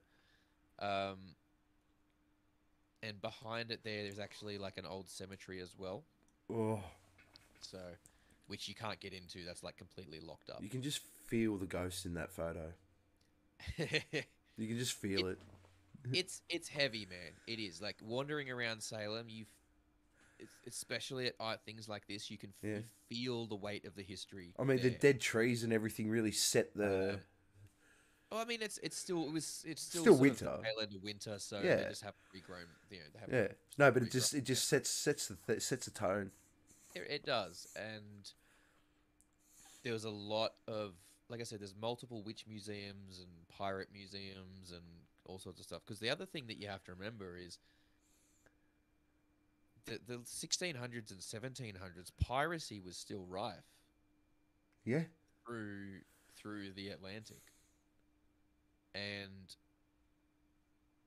Salem is a port town, so they had lots of fucking pirates mucking around. Yeah. Would have been a shanty town back in the day. A little bit. So the square, the area that the Hawthorne Hotel is built on originally was basically like a bunch of tents for like naval officers would stay in when they were coming through for their stuff. Oh. And then eventually, like a brick and mortar building was put on there, which burned down, and then the current building was the one that was built after that. But it's still, the building that's there is still like 100-odd years old. And one of the scariest hallways I've ever seen in my life. So this is interesting. So we talked about the history of the city going back to the 1600s. This is the oldest remaining house in Salem. Really? Yep. It looks very well taken care of. It's they've obviously done maintenance on it too. Oh, to be heritage listed now, that thing will last forever. But this house was originally built in the 1600s, and this was the house of Judge Corwin, who was one of the judges during the witch trials. Oh. So you can go inside and you kind of get it. You get to see what life was like, and what the furniture was like, and what the inside of the houses would have looked like, and everything. And but this house, this is like over 300 years old. Oh wow. And, wow. I mean, look, I've literally got hundreds of fucking photos in this album, so I can't show you all of them. But it was Wow. Yeah. But this is called the Witch House because it's the only house remaining from the witch trial periods. Far out. That's some shit go down in America. Far out, man. They've had some shit That go down. said, that said, I did find some other houses as I was wandering around that were pushing over 200 years old. Jeez. So there's a lot of the houses still have this, like this boards, this horizontal Yeah, board, yeah. same style of window and roof and everything. It's just not as old as this. Mm. Um, but there's all sorts of stuff inside, um, like diary pages and writings and drawings and history from back during that period. It's good that they keep that up. You got to keep it going. Man, this is somewhere that I wish I could have taken photos inside of. Nightmare Gallery. This is Count Orlok's Nightmare Gallery, and straight up, they're like, no photos or video inside of any kind. If you take photos or video, we will we will make you delete them from your phone and kick you out, basically. What have they got in there? It is a collection of horror movie, essentially, wax sculptures, statues, basically, of horror movie actors and characters. So it's like a Madame Two Swords for the good stuff. Sort of, yeah. They had stuff going all the way back to the early vampire movie, but the early monster movies. So like Bela Lugosi. What's the other one I'm looking for? They had the old school Nosferatu from the. Yep. Oh. Yep. So yeah, they had like Bela Lugosi and early Vincent Price and all these ones going all the way back, like Christopher Lee's Dracula, Boris Karloff, like all this really really old stuff. And man, when I tell you these were so fucking lifelike, like freaking me out. Why wouldn't they want people taking photos?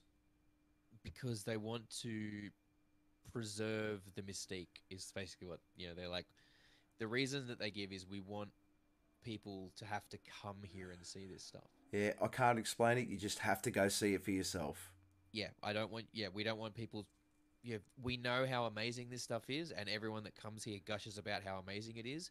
So we want people to, if people want to see it, they have to come here to see it. It's a good idea. It's good marketing. They were so lifelike. I kept expecting some of them to be like a person in a costume that was about to move. And that fucking good. Grab me like a haunted house ship. But it goes all the way through to like more modern stuff. Like it goes, through the decades, and you've got like Aliens and even Terminator, Hellraiser, Freddy Krueger, like all that stuff.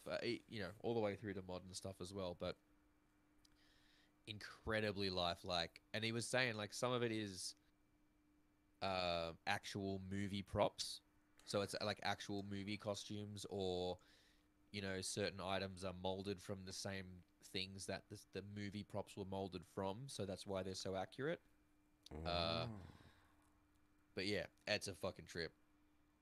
It was so freaky in there, dude. Like they did such a good job. Because doesn't look like a big building. Is it a big building? It wasn't huge. Like I got through it pretty quick. But yeah, it's a monster museum. So. Oh, yeah, but still, I mean that. But it's beautiful. It was amazing. If you like your horror, you have to go.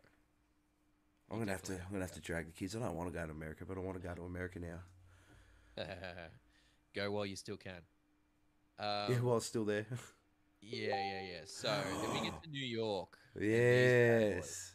Okay, so I did see the post go up about this. Yeah. Now, as a medical patient, can I just say 500 milligrams is a fucking lot? Was that 500 milligrams spaced out away through the whole bag, or is it one gummy is 500 milligrams? No. It was 500 for the whole bag. Oh, sweet. So, yeah, like, mind you, I went in and I said to the guy, like, this was in New York. It was literally just like walking into a tobacconist. That is not fair.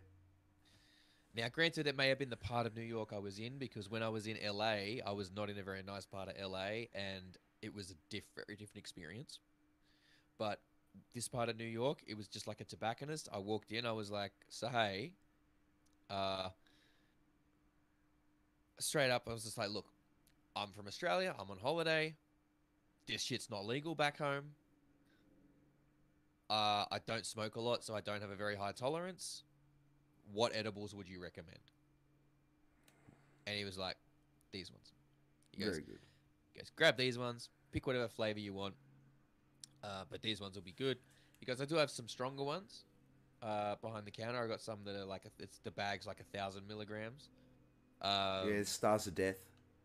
But if you got a low tolerance, then maybe these ones, it's these 500, just 500 milligram bag should do you. Yeah. Wow. And how was the experience? Man, I had one. I think there was like 20 gummies in the bag. Okay. So they were about 20 milligrams each. Yeah, whatever the math works that's out. what it'll be. That's a solid dose. Like that's a recommended dose, 20 milligrams. When I tell you, man, like I had one, and you know, I wasn't gonna do the stupid thing of like have one and then 20 minutes later be like, oh, I'm not feeling it, and have another one. Like I've had edibles before. I know that you have to wait. So I had one little fucking gummy bear, and about a little bit over an hour after I had it, I'm just laying in my hotel room watching fucking American Dad or Family Guy, whatever the fuck was on. And I had one, and then about an hour, a little bit over an hour, maybe 70, 75 minutes later, I was kind of laying there, and I was like,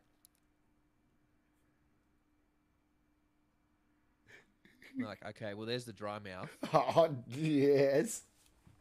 I wonder when the rest is gonna hit.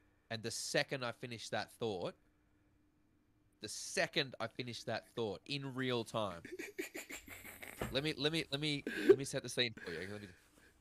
All right, had the dry mouth in my head. I'm like, I wonder when the rest of it's gonna hit. Oh.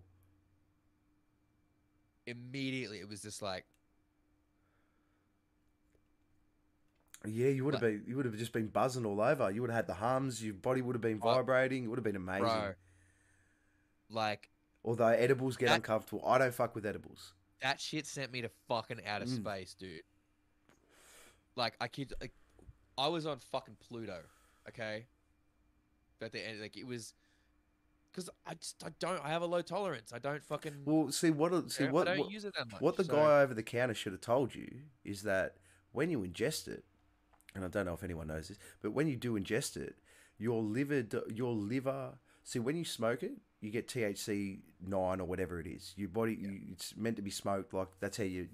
These were Delta 9. Yeah, but what it is when you eat it, your liver processes it, and when it breaks down the THC, it turns it into something else. It's THC on crack, and it's like 5 times the amount of effect of whatever you get from when you smoke it. So yeah, it was. Oh. Yeah. Was it? Were you uncomfortably high? No. That's good. That's all you want. That's a good edible then. If I'd had 2, I definitely would have been. Yeah. If I'd got much higher than I was, I would have started to get uncomfortable. Okay. But that's just me. Like again, because I don't do it that much. So yeah, I was like soaring, and then after about maybe another hour. So that fun of, when it first hit, I was like, yep, okay, cool. This is cool. I can feel it. It's coming in. I was like, still got some conscious, rational thoughts going on. And then after about another hour, I was just like, I couldn't fucking move. Like I was just laying in the bed, like, I guess this is me now. This is just the rest of my night now. Okay. I was able to move just enough to turn the TV off, and then I was like, okay, this is just the rest of my night now. I'm just gonna try and go to sleep. You would have had the best sleep. Oh, yeah, absolutely, fucking absolutely. You would have had the best sleep. Now I will say I think these were uh, sativa and Indica. indica, Yeah, if you weren't able to move, yeah, it's an indica. Indica. which I think is what the full, like the full send Body high. Where you refers can't. Yeah. to. The ones I got in LA were only sativa. That would have been heaps better for you. Yeah, definitely. The ones in LA, yeah, they didn't they didn't fuck me up nearly as much. Yeah. Let me tell you, like the next night, so the first night I had one of these, it was like mental. The next night, I just had a half of one. You know, like half a gummy. Just bit the head off it. So I got like, I got a nice buzz. I got the high without getting like comatose. Yeah. And my fucking mum rings me up. No. Why do they do On that when Face- you're doing that shit? She rings me up on Facebook Messenger when I'm just as it's starting to like really come in. And so I'm laying there. And look, here's the thing, right? I'm a 36-year-old man who's lived out of home for, like 13, 14 something years old. Like I own my own home. I live completely independent of my parents. I know that my parents have tried weed at points in their life. I'm in a country where weed is legal. So I'm not doing anything illegal. And I'm not doing anything my parents haven't done. But, your mum rings you up and when you're high and you're like, I've got to try and not be high. Yeah, that's a weed paranoia. That's not your fault. That's a weed's fault. And so I'm like laying there, and like the room, like the room's moving, and I'm just trying to keep it together, for like 20 minutes while I'm on the phone with mum, and not let on that and not make her think that I don't want to talk to her, because I'm only giving like 1 or 2 word responses. Trying to I give a 1 or 2 word response, and then I'm like, oh shit, I need to say more, otherwise. So then I'm like just talking nonsense. And she must have known. She must have fucking known. But yeah, it was just like the experience of being able to just walk into a store and openly buy this. It was like when I was shooting the guns. It was bizarre. Yeah. Because you just don't. You can't do that here. But yeah, those were pretty crazy. So what else have I got from New York? So this was really cool. This is a venue or bar in New York, in Brooklyn. The Lucky Saloon? About 3/4 of a mile from my hotel. Lucky 13 Saloon. So that's the outside. Oh. This is like what the wall's like, the back wall. And they've got a venue inside, like at the back. So you go in, there's the bar, and then there's these double doors at the back that go into a venue. That's the same setup as Frankie's Pizzas used to have. And this is the fucking stage space venue, man. And sorry, is a band setting up, or is that just the gear that they leave on the stage for the bands to use? That's a serious backline. Yeah, that's the backline that they got there. So, is that a little Ampeg? Is that a little? Yeah. It's an Ampeg 4x10. I'm guessing. So wow. I think that's a 4x12 guitar cab and 4x10 bass cab, and I'm assuming that's gonna be a 4x12 Marshall. Yeah, I can see the L. I can see the shitty L at the end. But just you look at that fucking stage space, and you're like, that's. I'm like, man, we need more. Okay, Queensland's got some cool. Brisbane's got some cool spots with similar-ish energy. But I was talking to the guy that runs this place, and he's like, yeah, it's like we've had fucking pretty much any New York band that's become a thing has been through here when they were starting out. Is CBGB still a thing in New York? Maybe. I didn't see it. Well, it sounds like this place might be taken over. New York's a big fucking city. Yeah, it is. It is. But Lucky 13's been there for quite a while. But it was awesome because I had a good chat with the guy, you know, big, like, you know, obviously he runs a metal bar, so he's a big fucking heavy metal guy. You know, added him, and I sent like I had a list of like I went in the notes app on my phone, and I went through my YouTube music subscriptions, I went through my Facebook pages, and I Googled Australian metal and Australian rock bands. And I had like notes app in my phone, like 5 pages long of Australian metal and rock bands, as well as a couple of Kiwi ones as well. I put like Alien Weaponry and Chaosis on the list. Of course, the family from Chaosis. But yeah, it was like 5 notes pages long list of Australian bands. And anyone that fucking I could convince to let me send it to them, I sent it to them. Good on you, Raff. I'm sure there was a sneaky skunk bone on there as well. Yeah. Yeah, it's a fucking Acid Nymph, Tensions Arise, Nuclear Vision, Skunk Bone. You know, I put you guys on there as well. Oh, thanks, man. You know, I just put all the fucking bands, and I said, and I would tell them, I go, look, I don't know how many bands are still on this list are still active. I don't know how many of them have got stuff online or not. Some of them may not. And there was some bigger bands on there as well. You know, I had Silverchair on the list. I had, you know, fucking Parkway Drive, nice, and some bigger ones as well. But I was like, you know, some of these bands you probably know, some of them you don't. Some of them you might know and not know they're Australian. But I'm like, I guarantee you, somewhere in this list will be a band that you have never heard of before. That will be your new favorite band for the year. Like, guaranteed. And I had people coming back, and they're like, one person was like, this fucking Alien Weaponry band's incredible. I'm like, damn right they are. And they're so young. And, you know, yeah, everyone's like, come back to me, and oh, these fucking band's amazing. Oh, these bands, thank you for sending me that list. There's some incredible bands on there. So, because I'm trying to get the word out. Man, that's it, like, dude. We are this is why we do what we do, man. We are probably the most untapped resource musically. Yeah. In the fucking on the planet. Like, I was just trying to get the word out, you know, and say, look, the talent's here. We just need people to know about it. Yeah. And now there's no excuse with the internet. So this was something else while I was in New York as well, kind of shifting gears here. I made a point of going to the 9/11 Memorial Museum.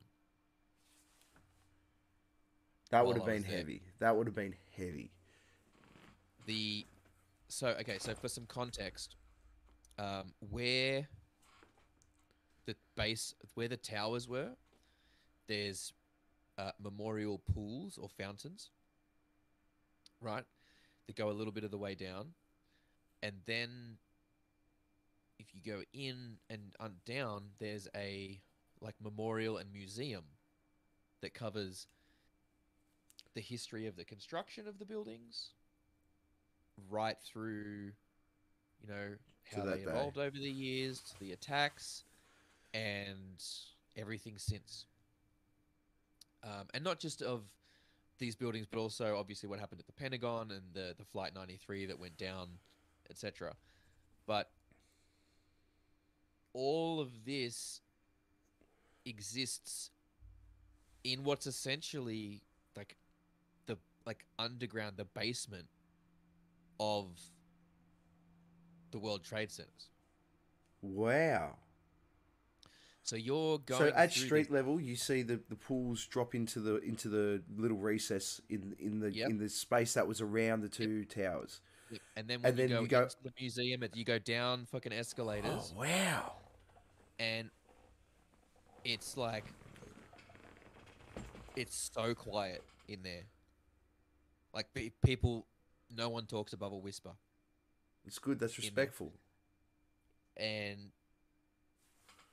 you know, like I think you can go down to not quite, you don't go all the way down to the bedrock level, but basically when they were clearing it all out afterwards from the basement, you know, obviously the pillars and the supports went down a fair way into the ground. So what they basically did was they got to a certain point and just like sheared everything off. All right. Now, one of the towers, you can pretty much walk the entire perimeter of it all the way down at where it's been sheared off. I gotta say, for how tall they were, I was surprised at just how small the footprint was on the ground. Oh.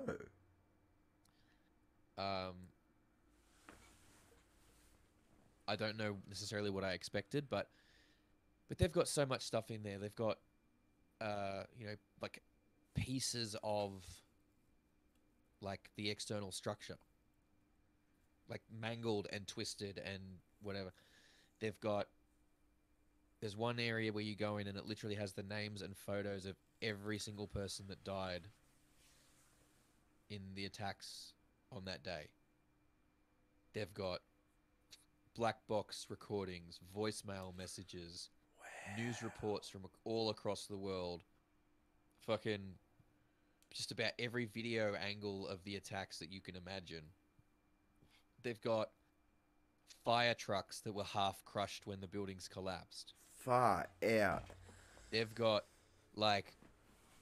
you know, equipment from first responders that was found in the rubble. They've got pieces of fucking, like, the one stairwell that didn't get buried. Like, it is... I'm not even American, and it was fucking emotional, dude. Well, I mean, we sort of touched on this when we were chatting while you were over there. I mean, literally, it was... I will never forget that day for as long as I live. I will never forget, like, that day, the whole Western world changed. Yep. And something that I think I might have mentioned this to you at the time when we was discussing it. I almost feel fortunate that I was a child, or you know, teenager, early teenager. I was. You were 13. I was like around sort of 12, 13. Yeah. Actually, no. Let me. Because you're what? You're my age. You're 36. You're 36. Yeah. Yeah. Let me do the maths on it. 14. So yeah, 14 there. Yeah.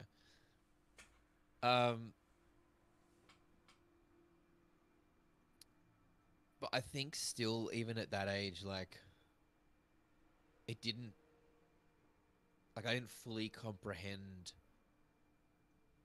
how severe or how much of a transgression it was. Because, you know, you knew that, like, terrorists were a thing. Yeah. Right? Like, you knew terrorists existed and that they didn't like America. Right? But the scale of the transgression and the scale of what happened, like, I don't think I didn't fully understand it at the time, and I didn't fully appreciate it. And I think that I'm kind of fortunate for that, because if I'd been an adult at the time with a full knowledge and the full understanding of the weight of what these attacks meant and just how extreme they were compared to anything else that had happened in the, you know, like, yeah, I don't know. I think the fact that I had more time to kind of learn over time and over the years about it and process it over that period of time, like, I don't know how I would have handled it if I'd been an adult at the time. Yeah, I remember the adult in my house at the time came busting into my room, and it was right before school. And my dad busted into my room and goes, "Mate, you got to get up now. You have to come sit down and watch the news. The world is about to change in real time." Like you do. So, and he said to me, he goes, "You do not understand, but the whole world is going to change from this moment." So what I remember is, like, getting up, getting breakfast and sitting down in front of the TV. You have to have breakfast, turning the TV on, expecting cheese TV. Yeah, expecting cheese, expecting fucking Dragon Ball Z, whatever, and I'm like, okay, this isn't true. Oh, maybe I'll switch over. Maybe like Channel Seven's got something. It was just like, and every channel, because I mean, we didn't have Foxtel, so it was just like the four or five channels we had, every fucking channel. Mum hadn't put the TV on yet, so my Oh, you sister saw and it together. my sister and I saw it before Mum did. Oh, wow. We're watching it. We're like not fully understanding. And my sister's was a few years young. My sister's a few years younger than me, so she was like 9 or like 10, 11, I think, whatever. So yeah, she and I are sort of like, okay. And I think at the time when I saw it, Al Qaeda hadn't claimed responsibility yet. Mm-hmm. So the speculation was who was responsible. And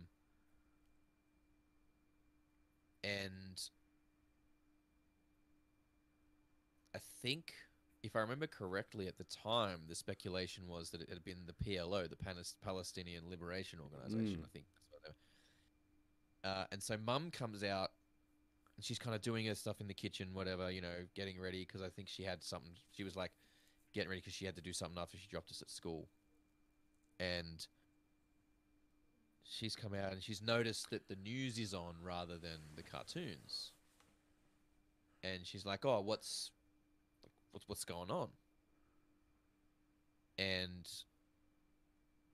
like I just kind of casually was like, "Oh, the PLO's flown planes into the World Trade Center." And she's like, I think if she'd had anything in her hands, she would have dropped it. Like, she was just like, fucking face went pale, like, it's dead. It stopped dead in her tracks, like she was just frozen. So she fucking, once she snapped out of it, she came and sat down and was watching it with us. And I mean, looking back, like I didn't even consider until just this moment, if I'm being honest. I think, given my age at the time, I think she saw this happening, thought, and she must have thought, because like my great grandfather fought in the Second World War, right? Looking back, I feel like, and I haven't talked to her about this, and I think next time I talk to her, I will. But right now, I feel like she probably saw that and thought, "Holy shit, this is the start of World War III, and my son's gonna get like drafted into the fucking army and have to." Do you know what? Like, because my dad almost got fucking drafted for Vietnam. Wow. Like, he had friends that got drafted and died, and he just his number just was like he got lucky in that he didn't. But I think Mum saw that event happening and was like, this is the start of World War III. Like yeah, that's what my dad literally said to me. And so, and yeah, like some of the discussion at school, like none of us really fully comprehended how serious it was. We like you're fucking 14-year-old boy, 15-year-old boys. You're not, you're trying to do like shock humor and jokes about stuff, and poor Alfred, who was of Middle Eastern background. Oh no! Yeah, he got shit on so much that day. Not with, I don't think with any like seriously malicious or evil sort of stuff, but just 14 and 15-year-old boys being 14 and 15-year-old boys. They're like sharks, mate. They found weakness. They found it. Yeah. Yeah, it was. So yeah, I had to go. I couldn't go to New York and not. No, you're not going to go to it. It was such a turning. It's such a turning point in history. So it was very, very heavy, and it was emotional. Even not being American, it was emotional at times. But I would very strongly recommend going to, if you're going to be in New York, like it has to be on the list for sure. I'll try and move on. I'm not sure what I've got next on here. Oh, the Static X show. So yeah, moving on from New York. The next one was Cincinnati. I love those old style amphitheater things that they got there, like that. You still got to slide in the letters and just So I actually went to 2 shows. This was in Cincinnati. The venue's called Bogarts, and it's so I actually went to 2 shows for this one. So I saw Fozzy, and I saw the Static X show. So the Static X show, if I'll make I you can big. find where I put it. Actually, yeah. So like I said, the Twisted show, I had got the VIP meet and greet with them there. You know, they signed the photo that I got with them. They signed like there was this, you know, this flat here which they signed with, you know, personalized and everything, which was really cool.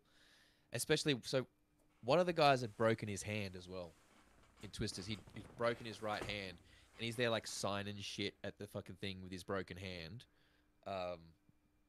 Which was like props to him, by the way. He could have just been like, "I'm really sorry, I can't sign anything. Busted my hand." He was still out there doing that. And like I said, when I met them when I was there, and I'll be honest, I bought the VIP meet and greet for Static X, and then the Twisted VIP meet and greet went on sale as like a separate thing, separate to the actual show ticket.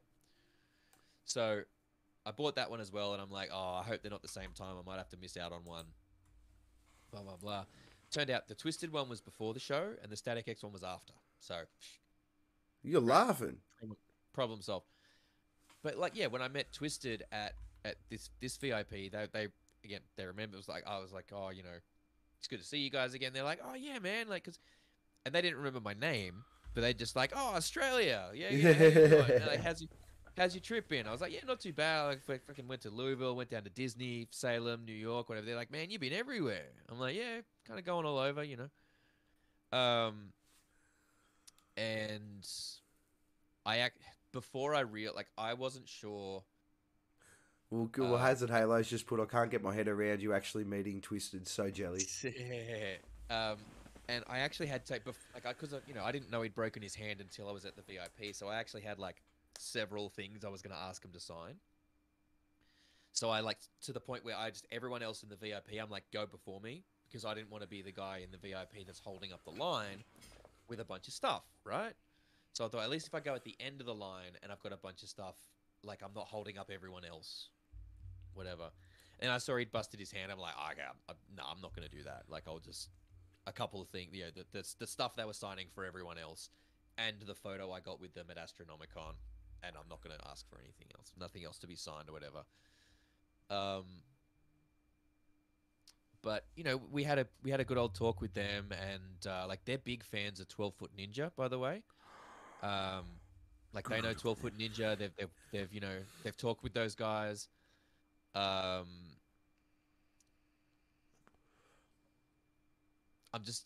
I won't say. There was a little bit of information that they told me that I probably they said, no, don't, you can't tell people, you don't tell anyone about it. So I won't say what it is.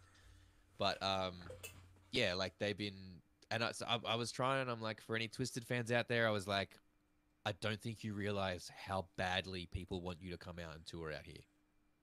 Like, in Australia, like, there is a fucking fan base out there, and if you guys go, the people will fucking come to that show. So, you know, I'm trying. For anyone watching, I'm fucking trying. Raven, I'm trying my best. Please, you know, short of getting on my knees and begging to try and get him out here. Yeah, it slides into RAFF'S DMs. But what was really cool is, so with the concert at Astronomicon, obviously Twisted performed on that, and that was a very rap show type thing. So it's just them and the beat, you know, the backing tracks with the beats that the instrumentals on and whatever, right? The Static X show, because it was all metal bands, they did a more like rock focused version of their stuff. So they had a drummer and a guitarist, and they did more songs that have, rock style drums and guitar on them. So I kind of got to see two different versions of Twisted, which I thought was really, really amazing. It was it was exciting to be able to get that. Just before I go on to Static X as well, the Fozzy show, that meet and greet was really cool because they had a sort of a mini concert for the VIP where I'm guessing it was during the band's warm up, so you kind of kill two birds with one stone. But they performed like about a half a dozen songs that were not going to be in the show. So we got like, that's heaps good. We got like a couple of covers, and we got a couple of like some of their more old school material they weren't going to play during the show. And what was really awesome is there was some kids there, like 11, 12-year-old kids. It was like their first show, second show, whatever. And Fozzy is like their favorite fucking band. So they were like, so Chris Jericho's like, they still had the load-in ramp going up to the stage.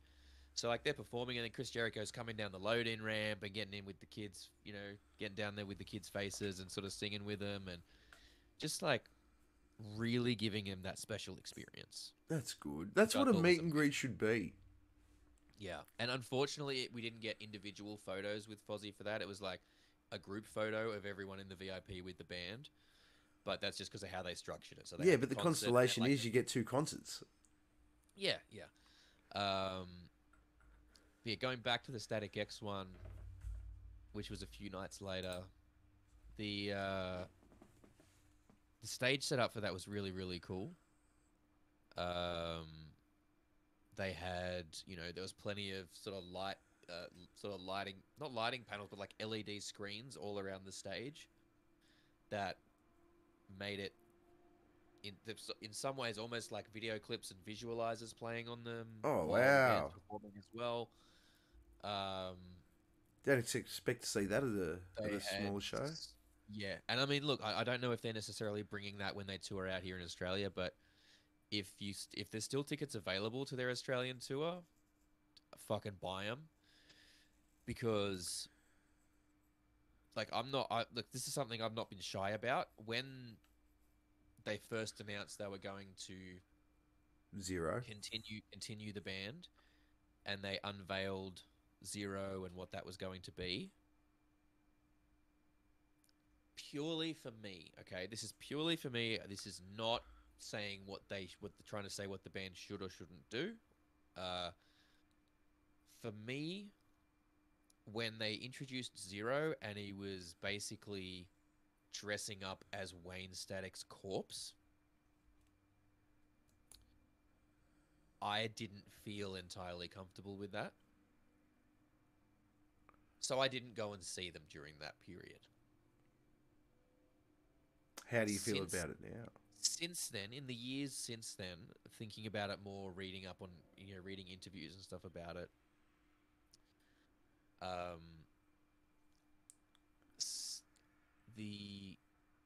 something that I've basically come to, my view has shifted, and my view now is, if Wayne's family is okay with it, and the band is okay with it, yeah, then there should, then that's all that matters. Yeah, those are the only opinions that matter anyway. That said, they've changed Zero's look a little bit. Now, Zero is more like an android. Robot Wayne Static.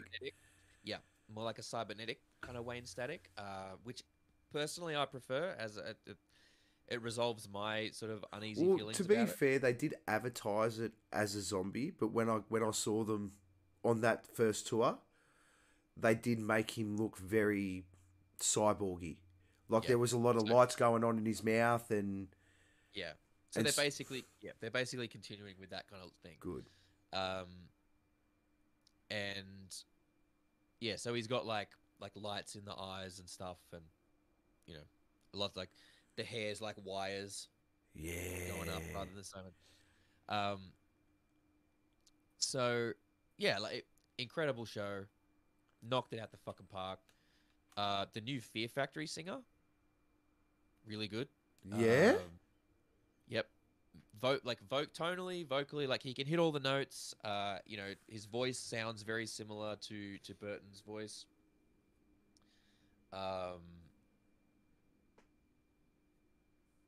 I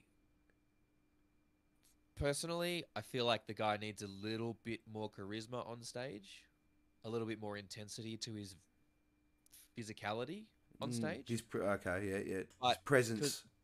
yeah, but to be fair, this is a guy who,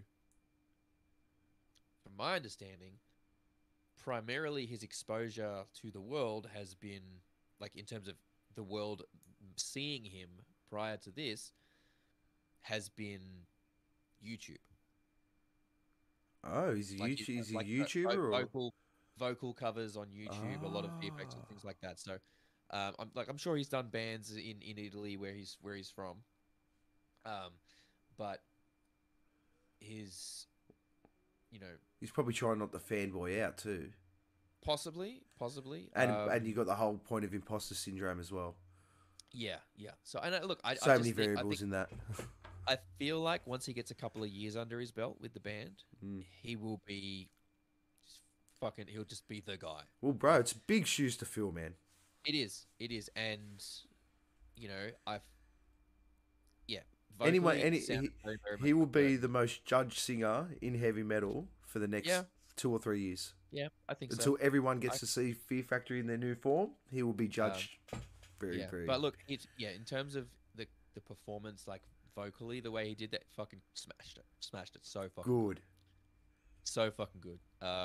That's the main thing.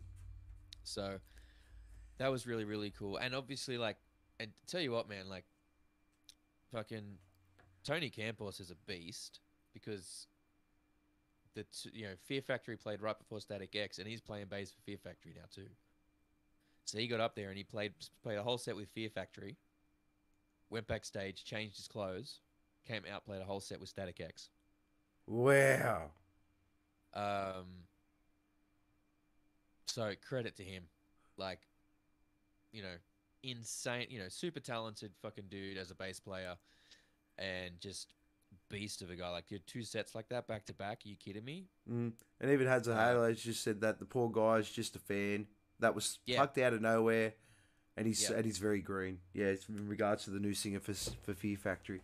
Yeah. You can tell, like, he's green in terms of his live performance in front of an audience of that size, I think. But that will come in time. Yeah. He doesn't get to crawl before he can walk. He got chucked in the deep end. Yeah. It's sink or swim for him. Yeah. As unfortunate as it is. But yeah, he did a really, really good job. That's the main thing. I was happy to see it. Well, you get to see it in the new form. You've seen all the Fear Factory now, old and new. I don't think I ever saw. You never Fear saw it? Factory live before. No. You didn't see him open with Korn? You would have seen him open with Korn. No. Oh wow. First time I saw Korn was when it was the tour where they were supported by Disturbed, Hatebreed, and 10 Years. That was a mad show. That was a really good show. I remember that one.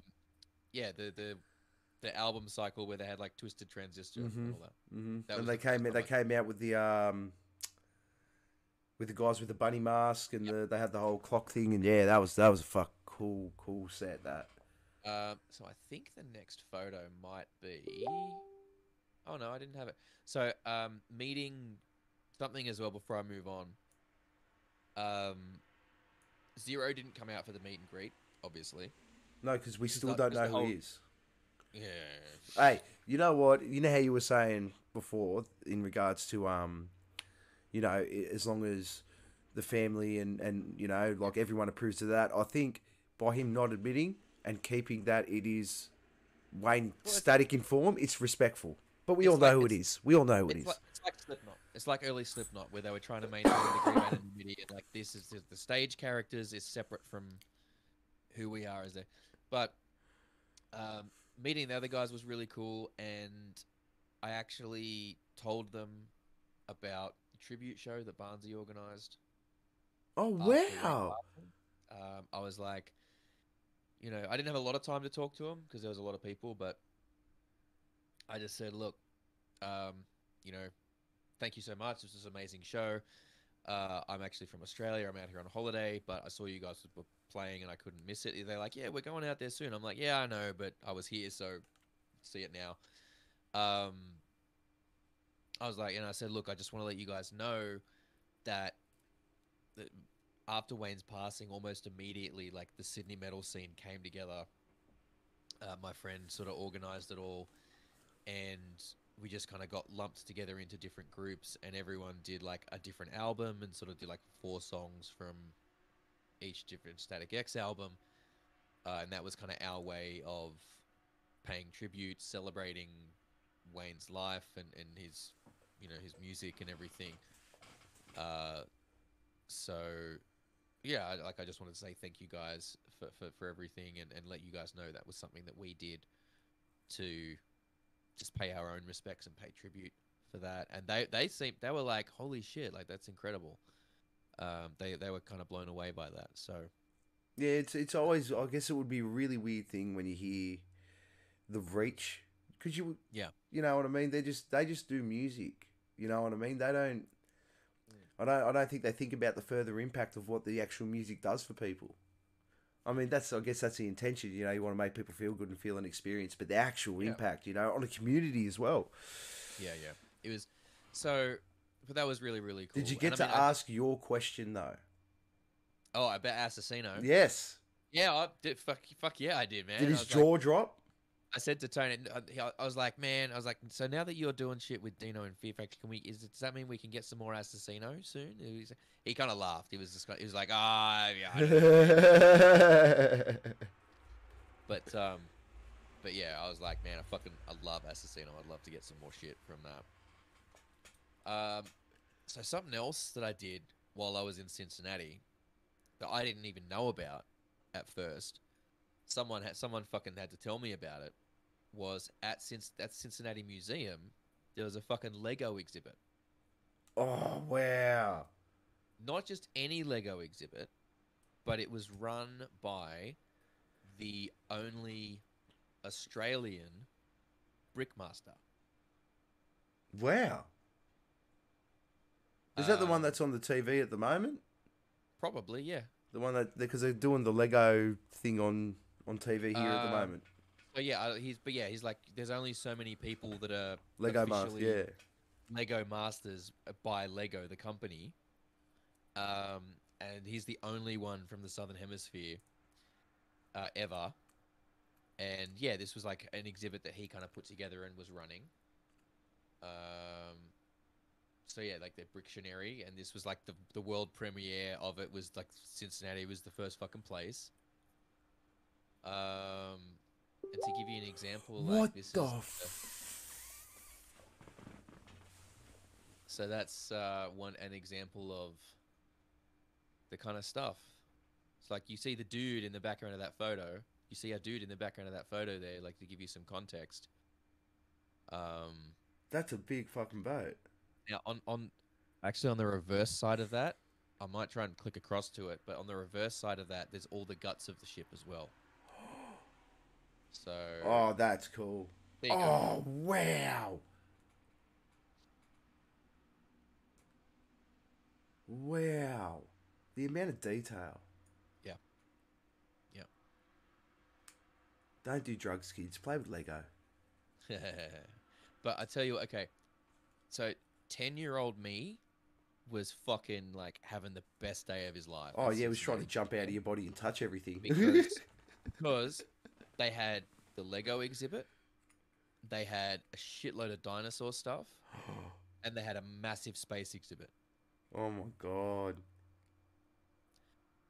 10-year-old me was like, best day ever. Right? If I go... So That's yep, mad. that's some of the dinosaur shit they had there. They had like a bunch more, but that was just sort of, obviously the The big big old boys. beefy boys.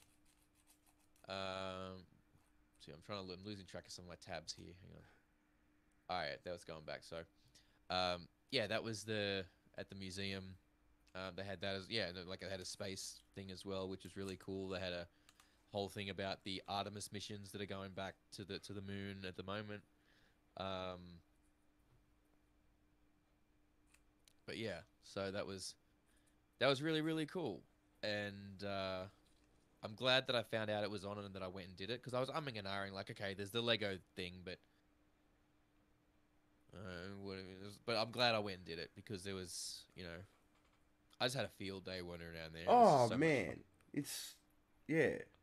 That's what holidays are about. Going out and experience stuff like this. Yeah, I did also go to the Brooklyn Museum while I was in New York. And they had like a massive Egyptian exhibit, which is like the other thing that 10-year-old me would have been fucking nerding, geeking out Yeah. about. So, yeah, I got to see that while I was there. So it's like, go to fucking museums in places. Like everyone go, oh, the fucking museum. Go to museums. Go learn some shit, man. I love going to museums. They actually do open days, so they have free days for anyone in Yeah. Sydney. They do free days at the Sydney Museum. Like, definitely go. Take your kids. So Go learn some shit. yeah. So I'll show you this. So this photo. Now, this band opened the night for the Static X show. Okay? What is that mask? It's just like a fucking like pulled over, like almost like a sack type That thing. that is And yeah. so these guys are called Cultus Black. To be CULTUS Yeah. space Black. And given the lineup and what they look like, I'm sure that what you are imagining is exactly what they sound like. Okay, Like, cool. what you are imagining is almost bang on for what they sound Cool. like. You know what's sad? When I first saw that photo, I thought the two guys in front of you were actually a part of your jumper. So yeah, very theatrical performances. Two vocalists live.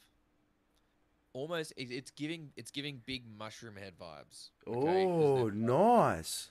you know how Mushroom Head kind of has. I mean, now yeah, their masks are all kind of a bit different, but Mm. Mushroom Head has like all the dudes in sort of, not uniform, but consistent outfits and very similar masks, and then you've got one dude who's like face painted and a very different look. Same thing. Drummer, two guitarists, bass player, screaming vocalist, all with those like cloth masks with the little eye holes and very similar kind of outfits and arms painted and everything. Then you've got this guy who does a lot of the clean vocals and also a bit of screaming vocals, who's like, almost like sort of an like priest type robes from the waist down, but then full upper body painted. Like I fucking would not want to do that for show. Like if I would hate to have to do that on tour. Like hours putting it on, hours washing it off, in between all your travel. Props fucking to there. But I tell you what, like I saw a few shows while I was out there. This was my favorite new band that I found while I was there. And I told them as much. I'm like, you guys fucking smashed it. That was so good. So definitely go and check them out. They are really, really good. They weren't just on this show. They were on like a whole stretch of the tour. And, when you're opening ahead of 4 other bands on a tour like that, I mean, you had Static X and Fear Factory's gear, then you had Dope and Twisted's gear, and then these guys had their gear, so they were just like in a line across the front of the stage with nowhere to move, and they still put on a killer fucking show. Work with what you got. Exactly. Maximize what you got. That's and it, man. These guys fucking smashed it. So 100% go and check them out. I want to reach out to them and see if I can organize something for the Oh, podcast that'd here be cool. because they are incredible, That'd be heaps cool. and I have to fucking talk to these dudes. Yeah, wait, they look like they'll be a very interesting chat. Oh, sorry, Yeah. I lied. It looks like they'll either be a very interesting chat or they won't want to talk at all. No, they're really cool. They're really engaging, really talkative. Cool. I told them like I said, my favorite band that I discovered while I was over there. I told them as much, and they they were really appreciative. They were like, "Thank you so much, man. That means a lot to us. Like, you're you've come you're obviously on holiday. You've come a long way, and you've seen all this stuff. And so, for you to take the time to talk to us and let us know that is amazing. So, It's good. I hope I'm saying this right. Kyarid? Kyarid, thank you very, very much for the follow. I'm pretty sure I've read that wrong. is that Kiara? Kyarid? Me- Kiara Red. Yeah, me. Yeah. That'll be my friend Kiara. That'll be Kiara. Well, Kiara, thank you very much for the Hey, follow. Kiara. Welcome. Say hello, Raph. Hello, Raph. Welcome to the Two Dudes Talk Music family. What else have I got? So this was So this is what. Oh Zero wow, looks like. they have changed the look a whole lot. So you can see like on the arms here, it's like wires and stuff coming out. It looks very, very cybernetic there. For the first song, they had him up on this fucking thing, which was amazing. Sorry, I'm losing my voice a bit here.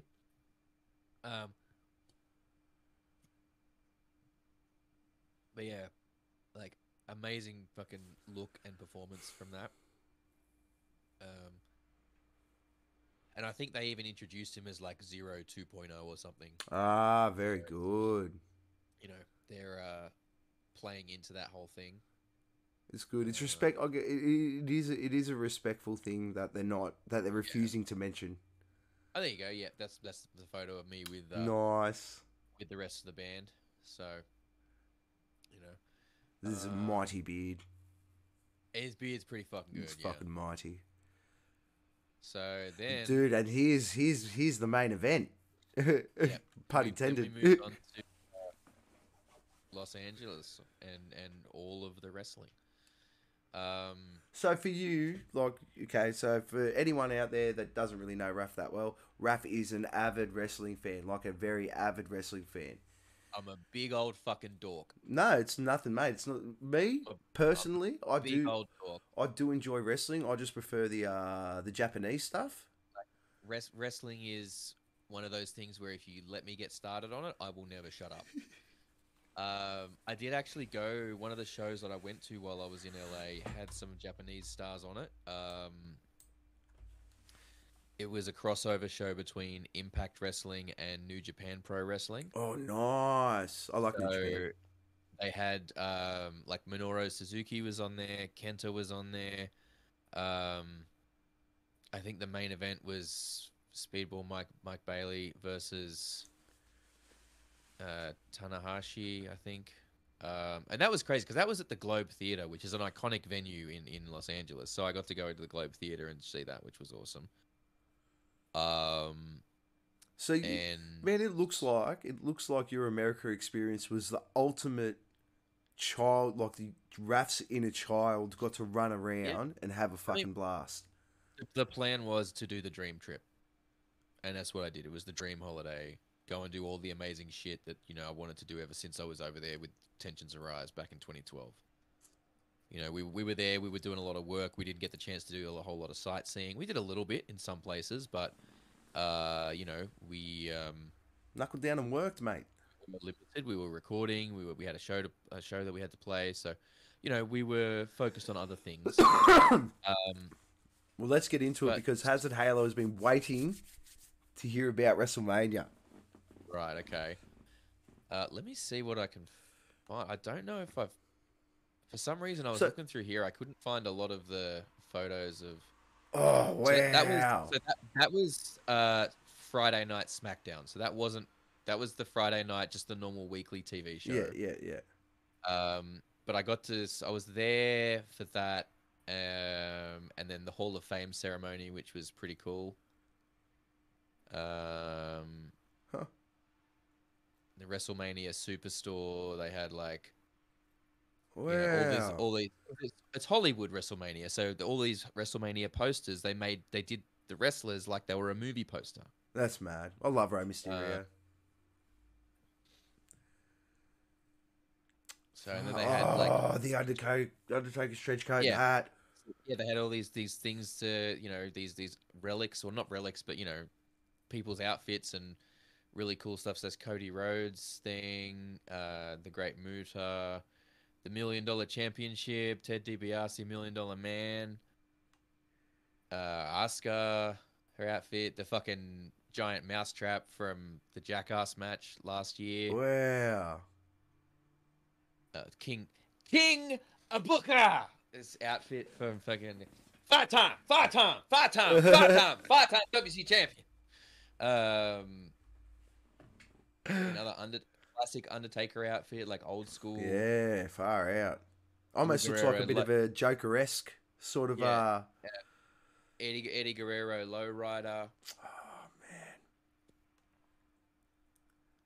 Seth Rollins jacket. They're actually selling a bunch of Seth Rollins' suits to raise money for charity. Oh, good on him.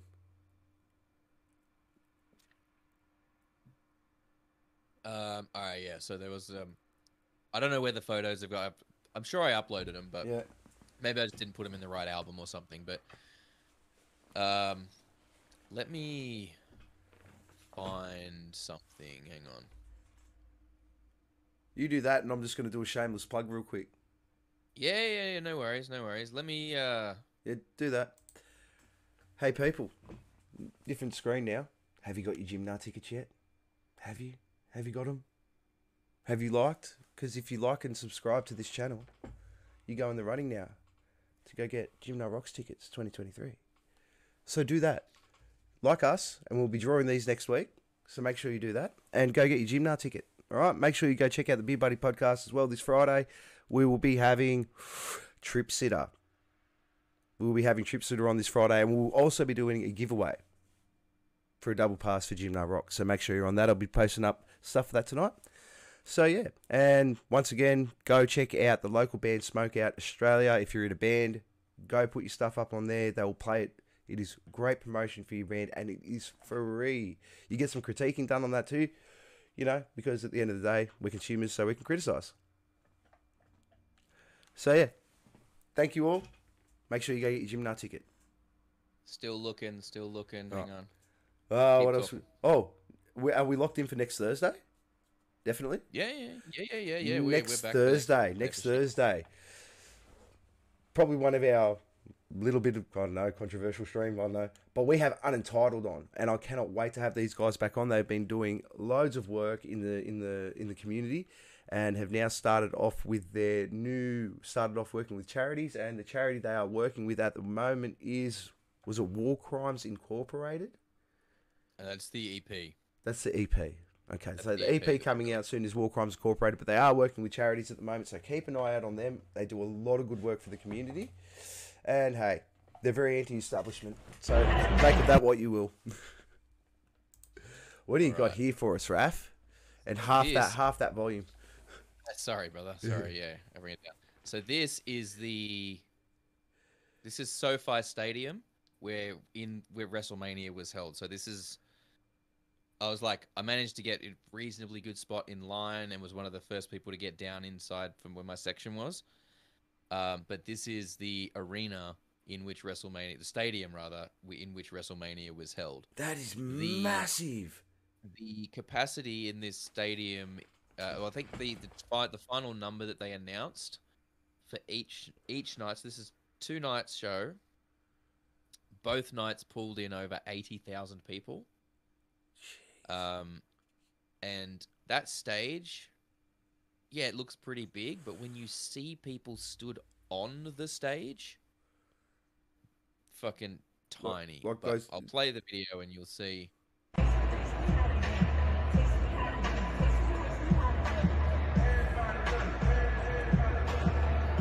Look how high up that goes. Wow.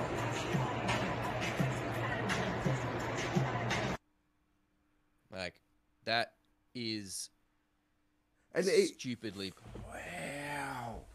Sorry, I'll put us back onto the focus so you can see there a little bit better. Well, you can see those people walking up and down it. It's not. Like, and that was from my seat too, so I had a pretty good view of the show. Thankfully, you know, we were on the kind of first little angled bit, so if you know people stood up, you could still see over them and stuff. But yeah, Wow. that is. I tell you what, I'll give the Americans this: they know how to build a fucking sports arena, stadium. Sorry, stadium, not arena, stadium. Okay. Um, Well, no, that's not an arena. That is definitely a stadium. yeah, We have arenas. They have stadiums. yeah, precisely. But so that's so that was in there. Jeez, is that a corporate box there on the left? Yeah, that's one of the corporate, like VIP corporate sort of things. Oh, what? That is corporate. Far out. Oh yeah, yeah. When your stadium's that big, you got plenty of room for corporate boxes to make extra money off of. Yeah, far. Well, Hazard Halo's just put, still love trying to show Megan around about where you were and exactly where I pointed. A hatchet man popped up. Oh, Yeah, a hatchet man? So someone, a lot of people, especially at like, bigger events like that, you'll get like people take like Hatchet Man signs and stuff, and like ICP logo and all kinds of stuff will pop up there. Because there's a lot of crossover in terms of like ICP. A lot of ICP fans are wrestling fans as well. Yeah. Oh, they said that it's Hazard Halo said we tried to find you on our TV, but just isn't big enough. I mean, yeah. So like you'd see, so that over there was where the main hard cam was. So sort of, it's really tricky. Like I haven't gone back and watched the show yet, like from the TV perspective. Oh, okay. Because you were there when the whole Shane McMahon thing happened, didn't you? Yeah. And he fucking, you know, came out, and then within 60 seconds, he's fucking injured himself again. Yeah. Poor guy. He just needs to stay away, if I'm being honest.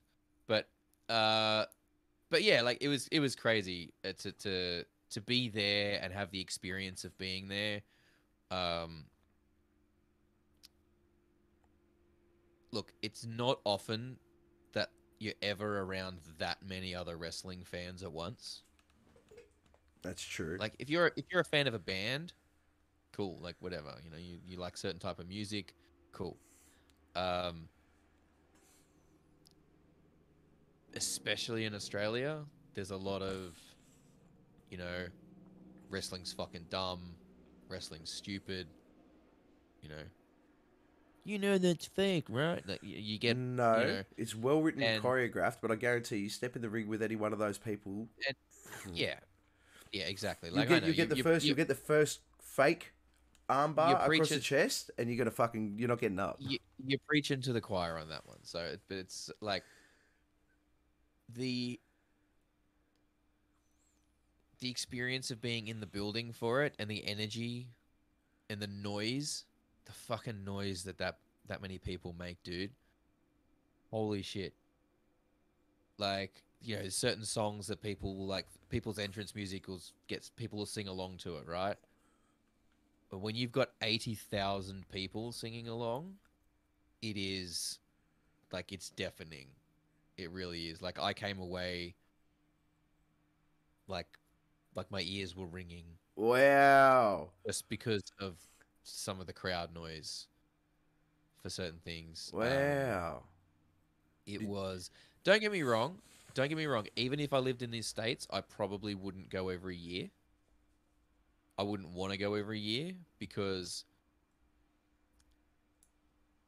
it's a different experience. But I wouldn't say it's necessarily better or worse than watching it from home. You know, you watch it from home. Oh, you're gonna get the best angles. You're gonna get. Yeah, you get all the best angles. You get, you know, like you got the comfy seat. You've got, you know, not paying like fucking $10 for a hot dog. You don't have to deal with 80,000 other people when the event's over. You can go straight to the toilet when you want. You know, yeah. You know, when you're over there, like those fucking seats, those plastic seats, these fucking seats. They look so uncomfortable. They were not fucking designed for people of my girth. And these were all like the whole row of chairs was like zip tied together, so you couldn't even sort of try and space them a little bit more or anything to get a little bit more room for your ass cheeks hanging over the edges. Ooh. Which is, I guess, is fair because there's so many people, and if everyone shifts out by like an inch or two, you're filling in the fucking stairway and everything. But Yeah, but the thing is, America's a big country. They're all big people. yeah, and so yeah, there's negatives and positives about going there and doing it. I'm glad I did it. I'm glad I did it. I would, and again, it's probably something that hopefully maybe in a few years' time I can save up some money and go again, just for WrestleMania, not for like a trip of this same magnitude. But yeah, but it was. Well, really, for countries like us, things like this are realistically once in a lifetime opportunities. Considering how popular they are in America, you really have to plan these things out properly. Yeah. You can't just go, oh, I'm going to go this year. Yeah. You got to like buy a ticket. Yeah. So, and getting in there early like I did to try and avoid some of the lines, obviously I was sat on the seat for quite a while as well.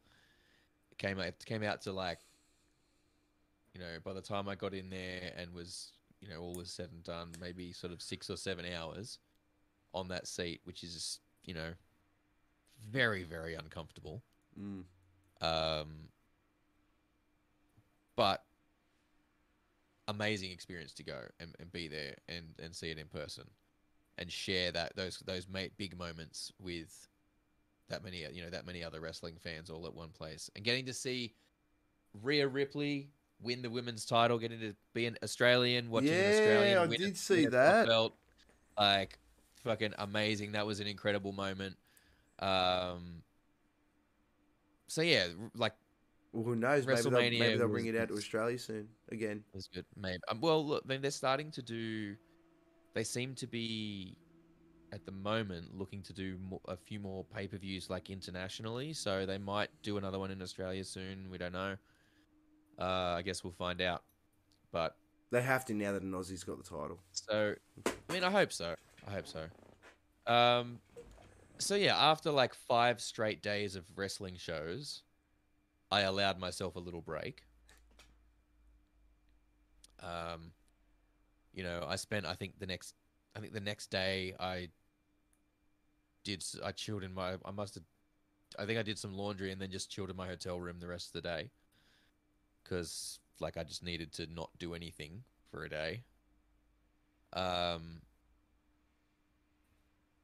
Then I went up to explore around Hollywood a little bit. And I went to a few different places. What's the next photo I'm going to bring up? Just out of curiosity, there's been I've heard a lot of things where it's like Hollywood's just like Ted City cesspool, homeless people everywhere. I don't know if that's obviously going to be the case around winter. There is a lot. LA does have a homeless problem. Okay. Like, not in that homeless people are a problem. No, they just have a lot of homeless people. In that it is a problem that so many people are homeless. Yes. In that way. So, yeah. So I did. So yeah, like the Tuesday, I just kind of did some laundry, took the day to chill, whatever. The next day, the Wednesday, I went down to Redondo Beach. I caught up with a friend down there. So Redondo Beach is it's not quite as far as Long Beach, but it was down that way. Then the Thursday, I had a bit of an explore around Hollywood to just check out a bunch of different places. And one of the places that I just stumbled over is a fucking torture museum.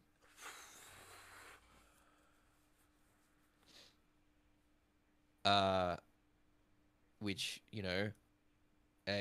an example of some of the implements. They just look like solid weapons. That wavy sword thing looks like it would hurt. So, yeah. And they covered a whole bunch of stuff, like a whole bunch of different medieval tortures, from impaling through to the rack, through to, I can't remember what it is, but they basically like put you in a cage that has, you know, and just like that's kind of a bit too small and cramped, and you just kind of got to stand there like that until you either confess or give up or die. And you know, like crazy fucking shit. Like, and this was wedged between like, what was it, fucking Hollywood Wax Museum and fucking like a, I don't know, some souvenir store. Like, So- this was just fucking, it's just fucking there. Like, So random. the darkest, evilest shit, just fucking there. Like, but it was a really cool thing to come across for sure. Like, I saw it, I'm like, that's right up my fucking alley. Yeah. So, excuse me, got to go down there, and something else that I did on the Thursday was I went to Hollywood Forever Cemetery,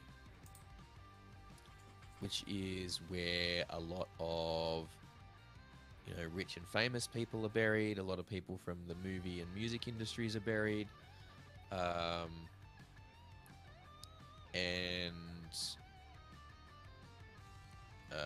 mainly went because I wanted to find Johnny Ramone, Oh wow.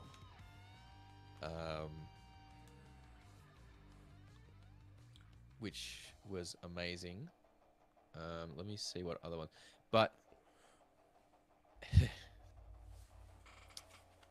it's really funny because you know how some people are like, oh, you know, rich or poor, we all end up in the same size box. Yeah. Yeah, no, we fucking don't. No. All we do is No, end up in the ground. The box is best. Some boxes are better than. Oh Jesus, that's a tomb. Like, you know what I mean? Like, no, we fucking don't. I ain't ever affording that ground. Like, these people have literal fucking monuments. You know, you or I'll be lucky to get a fucking plaque. Yeah, I'm getting cremated and scattered. You know what I mean? Like, these guys are in there with fucking... Like literal Yeah. statues and. Yeah. It's like Anton Yelchin. Little memory of Toto, so the dog that was Toto in Wizard of Oz. Aw. Little monument there. Mickey Rooney. This was crazy. This was like a fucking... Isn't like that where they there's- put all the there's cremated people in the thousands- wall? Yeah, like thousands of, like 1,000 or plus fucking things in here, inside this building. With like the marble flooring and the stained glass windows and, you know, I've seen this in a horror movie. this one. Oh wow! Which I'll be honest, I had no idea that Chris Cornell was in this particular cemetery. I literally was just walking back. Like, I walked past this twice before I spotted it. I'm sorry, but can we start a GoFundMe page? Chris Cornell deserves a fucking statue. He does. He does. We need to start a GoFundMe page to get a statue on that plot. And you know what? It was... I was walking around, you know, like I said, I walked past that a couple of times without even realizing it. And then when I went past the third time and I saw that it was Chris Cornell, I was literally like stopped in my tracks and got really emotional for a second. I love the succulence around it. I love it. Yeah, You just I had need the to. statue. I kind of had to take a minute, or a few minutes actually, to just sort of be there.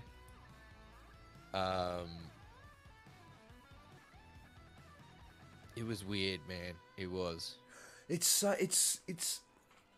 shows you the true impact of entertainment and art, or art in general. The amount of, like, just being there, and the fact that you didn't know it was there. I mean, it's you're meant to be there and see it at that time. Do you know what I mean? It's Yeah, you know. Like, there's no because look, it's a functioning cemetery. Yeah. Like, they still have services there and everything. It's open to the public, but it's like they still have services there and they're still burying people there and everything. So it's like they obviously don't want to put a map of who's where because then you People just shit. get everyone goes there. Like everyone goes there and everyone will fucking, you know, do shit. So, you know, it felt the fact that it's so understated and I just stumbled across it. Yeah, like, You know what though? I don't think he would want much more. You know what I mean? Yeah. He didn't. He didn't say. He never seemed like yeah, the type of guy that would want that big monument and yeah. that Yeah. look at So- me. So yeah, and then the Friday night before I came back, I went down to the Laugh Factory. Oh Well, actually, yeah. I also went to how do you make that? Oh, squirrel. Random There was squirrel. a bunch of this was the Funko Pop thing. It's like a whole Funko Pop building and stuff in there.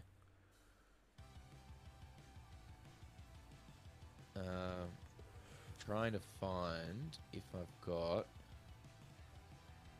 some of the stars on the Walk of Fame. Oh, Steve Steve Irwin. Irwin's on there. We did Yeah. not know that. Yeah. Capitol Records building. Oh wow. Amoeba Music. There was this cool place with a bunch of 3D artwork and stuff in there.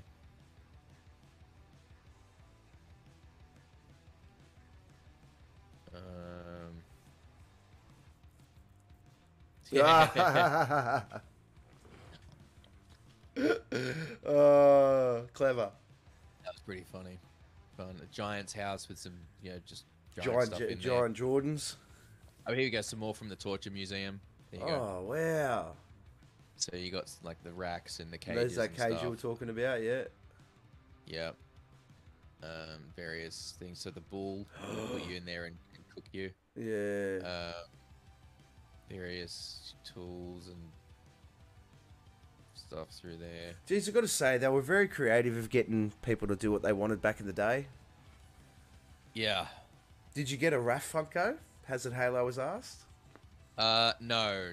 The line was ridiculous to get those. So. I didn't know you could make your own. Yeah, it's a thing. I think you can go in there and do stuff. Just let me see if I've got it here. Or make you the big... last one. Oh, okay. It's all right. It's all right. It's fine. I don't mind. It's all just photos from the trip, so Yeah. you get to see some of the other ones I haven't really shown on the thing. So Some live shots, very good. where was? Trying to find the fucking. There we go. Oh, wow. So this is down at the Rainbow Bar and Grill, which is was one of Lemmy's favorite hangouts. So I had to make a point of going there to see the statue, Far which out. I love the fact that there's a lit cigarette in his mouth too. Yeah, I wonder if someone keeps switching them or if it's a fake one. Like I'd like to think someone's no, it job was- to go in there and switch them. it was real, but like I fucking stood next to it. It was a real cigarette. It's mad. And yes, you're all right. Hazard Halo, the god himself. Yep. So I had to make sure I went there and saw the statue because I wouldn't be, you know. Oh, So I don't- you're gonna have to my spark music- one up for him now. Go hard, Hazard Halo. My music taste wouldn't be what it is today without the influence that Lemmy had on music. So, Oh, exactly. Far out. so yeah, that's like a bunch of the photos from stuff. Let's go back. I'll stop sharing that screen now. We can just go back to All right, we'll go back to our normal one. us. And I mean, you know, I've got a few more things I can kind of show you. Like, I don't know if you saw it today or not, man. The fucking photo I put up. I just washed some of the shirts I brought back with me. I did see that photo, man. It's like 2 fucking racks of shirts, and there's like half of what I brought back. What was your baggage charge on the way back?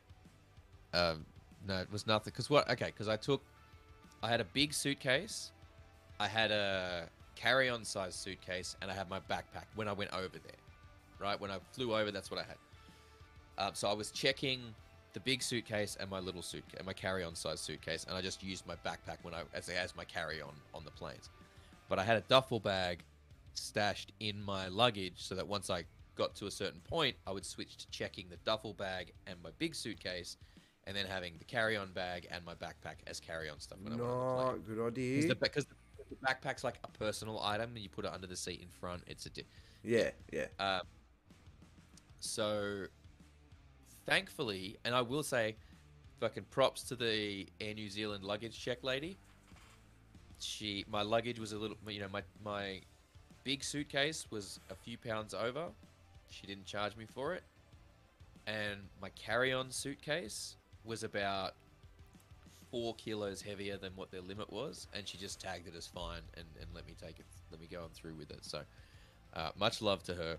Good on you, Air New Zealand. Good on you, mate. Customer service at its peak.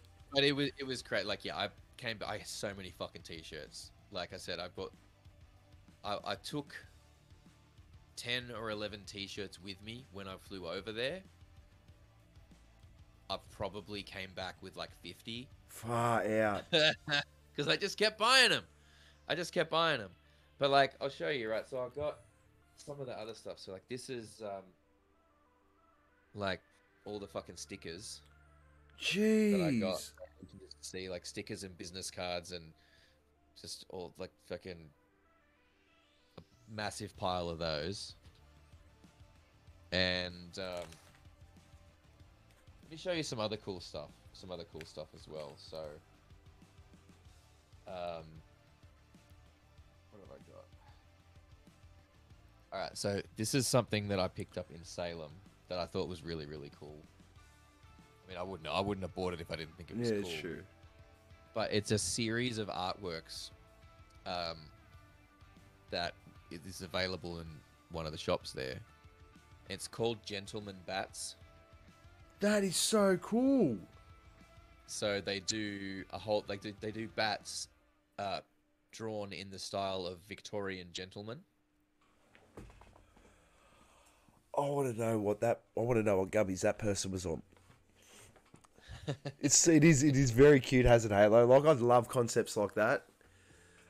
It's like one of my favorite paintings. If you're interested, www. Have you got a card? Have you got the card? There is a card. Let me hold it up to the screen. Yeah, let me get the card out.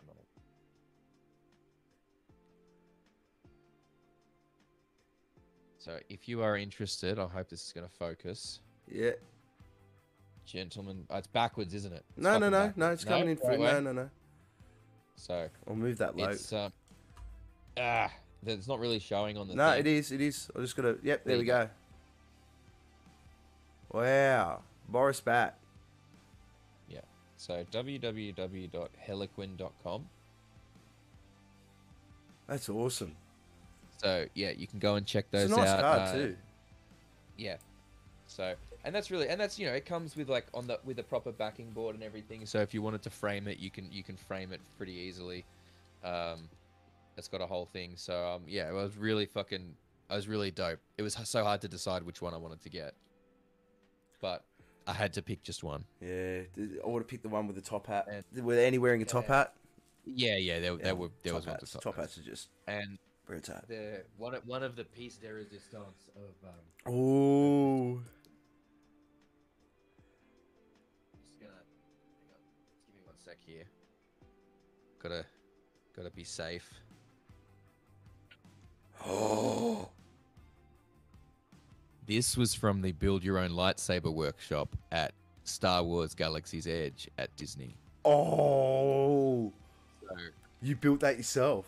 You build is a strong word. Okay. You pick the pieces. You pick one of like 4 or 5 styles, and within each style, each part you've got like 2 options for. Okay. So the pommel, the lower hilt, the switch, the upper hilt, and the top part here, and the color as well. So you get to pick, and so realistically, there's a bunch of options available, but you just kind of pick the broad style, and then within the style, each piece you've got two options for. So did can you kind of go mix and red or match it. orange there? Because I'm a bit colorblind. Red. Okay. Of course, Nice. red. Of Sith, course, Sith like, Lord. so again, I went in there. I had like my jersey with the hoodie on, so I had the hoodie up and like kind of half draped over my face the whole time, trying to be or get in the fucking spirit of it and everything. Yeah.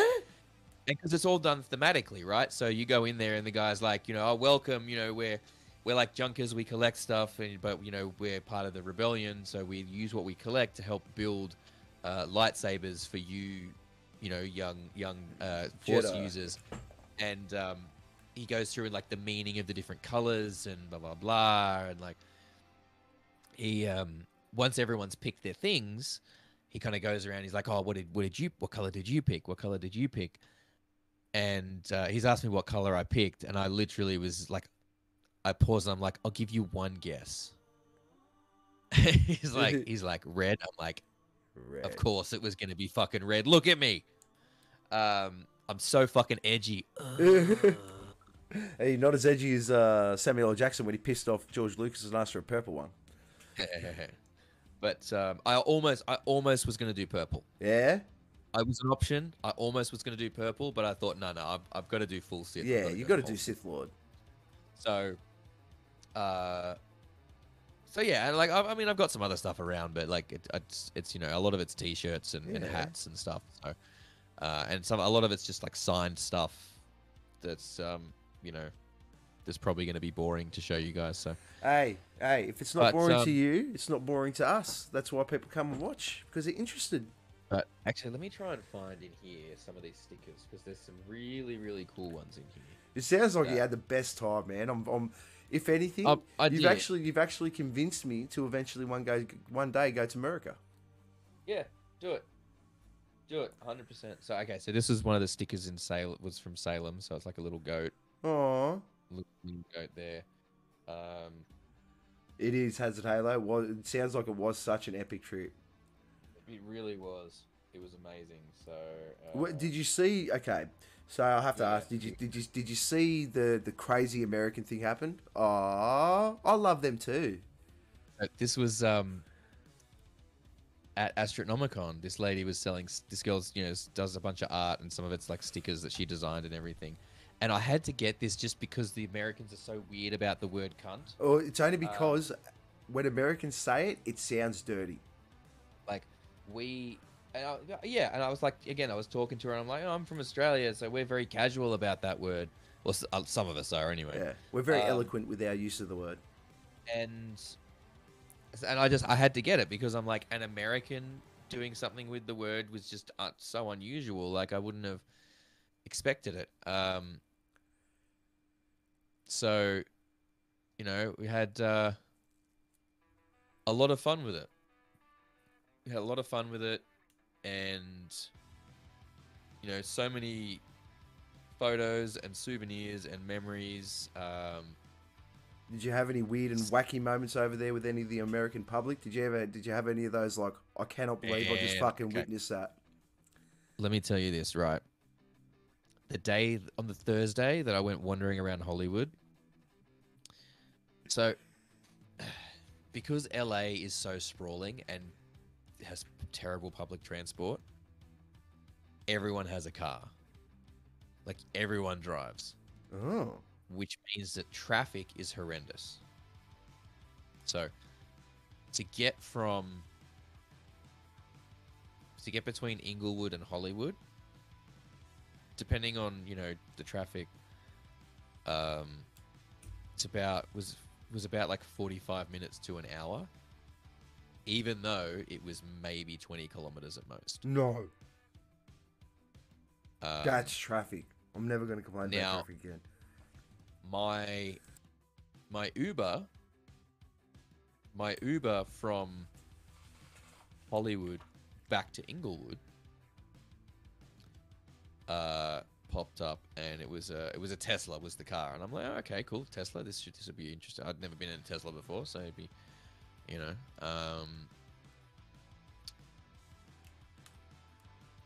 the driver was okay, imagine what a, like, if you think about the way that a stereotypical, like, California kind of surfer hippie might talk in a movie. Yeah, dude. No. But also deeply into conspiracy theories. Yeah. But also very high. Lucky you're in a Tesla. This guy talked non-stop for the whole drive from Hollywood to Inglewood. I don't think I understood a single sentence the guy said. Oh, really? Wow, that's pretty high. Like, lucky you were in a Tesla, man. Oh my god, I was like, can I just get out and get another fucking driver? Like, I was so close to doing it. Like, and this guy was driving pretty erratically too. So, you know what? The other really crazy one though was in New York, because of course it was in New York. Yeah. When I got in my Uber to go to the 9/11 museum, the Uber driver was initially coming down on the other side of the road, so we went down to the next intersection and did a U-turn and came back to the hotel. I'm guessing something must have happened with the U-turn, like some guy was coming around the corner or some other guy was trying to do some shit, because some dude had crazy road rage at my Uber driver. Oh. Like, was weaving in and out of traffic dangerously, kept pulling up next to the guy, putting his window down, like screaming like, I'll fuck you up, like fucking get out, let's go right now, I'm gonna fuck you up. Get out of your fucking car, like I'm gonna fuck you. I'm just sat in the back like, is this how I die? Fuck. Like, I mean, and he wasn't yelling at me. He wasn't yelling at me. He was yelling at the fucking driver. But I'm like, the driver was like, what the fuck's this guy's problem? Like, so he just kept going. Like, he just kept driving. Like, he didn't. Yeah, he he's not going to acknowledge you, no. He wasn't going to stop and deal with this guy. So he just kept going. But I'm like, man, sometimes you ignore these cunts and they just get angrier. Yeah, they do. Like, how far? I'm like, how long is this guy going to follow us? If he doesn't get the response he wants, is he going to start ramming the car? Like, ramming the car? They all got guns over there, man. Is he going to pull a gun out on some shit? Like, what the fuck is going to happen? Sorry, if I'm in America, that's my first thought. Is if someone starts yelling at someone else, I'm like, someone's going to get shot. And yeah, so that was pretty intense for a little bit. The only other one, in terms of like really crazy shit though, like the only other one was probably, I was walking somewhere in New York and there was a loud bang. It was like popping, like that. I wasn't sure, like it may not have, you know, it was enough like a gunshot that I was like, do I need to be running right now? Like, it happened and I was kind of like, I kind of stopped in my tracks and was like just check. looking around at everyone else. I'm like, okay, no one else seems to give a shit. No one else is running. I'm probably okay. And then I just kind of went about my day. Okay. But, oh, that's right. That's what I was going to tell you. So I didn't tell you when I went to Inglewood, when I was in LA in Inglewood and went to get some gummies, right? Yeah. The experience to that. So like I said, New York was, you walk in, it's like a tobacconist. You grab it off the shelf, you take it to the counter. I would like these, please. Here's my money. Off you go. Now, I am sure that there are dispensaries in Los Angeles that operate in a similar manner to that. But not the ones in fucking Inglewood. Right? Like, Inglewood is not what it used to be back in the 90s. but it's still Inglewood. pretty grim. It's still pretty grim in spots. So I went to the fucking weed spot, the dispensary, and what did he say weed spot? Like I'm a fucking.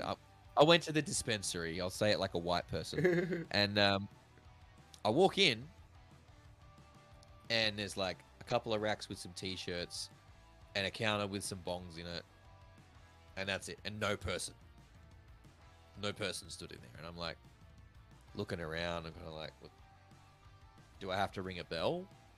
Like I don't know what's going on. Are they closed? And they just Forgot to lock the door. Forgot to put the back in 5 minutes sign up. Like, what am I? You know, and then a voice comes over the intercom, and it's like, through the door on your left. So if I can look, there's a door on the right. I guess I go through this door. And I had to go through like 2 fucking rooms before I got to the security window. Wow.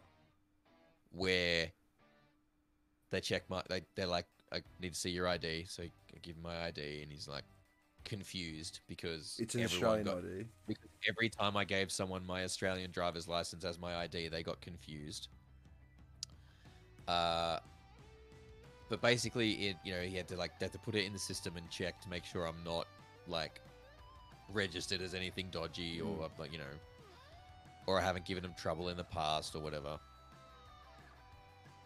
So after about 5 minutes of him fucking about with the computer, hands the ID back to me, and he's like, all right, hits the button. You hear like, that buzz where they hit the button and it unlocks a fucking secured door.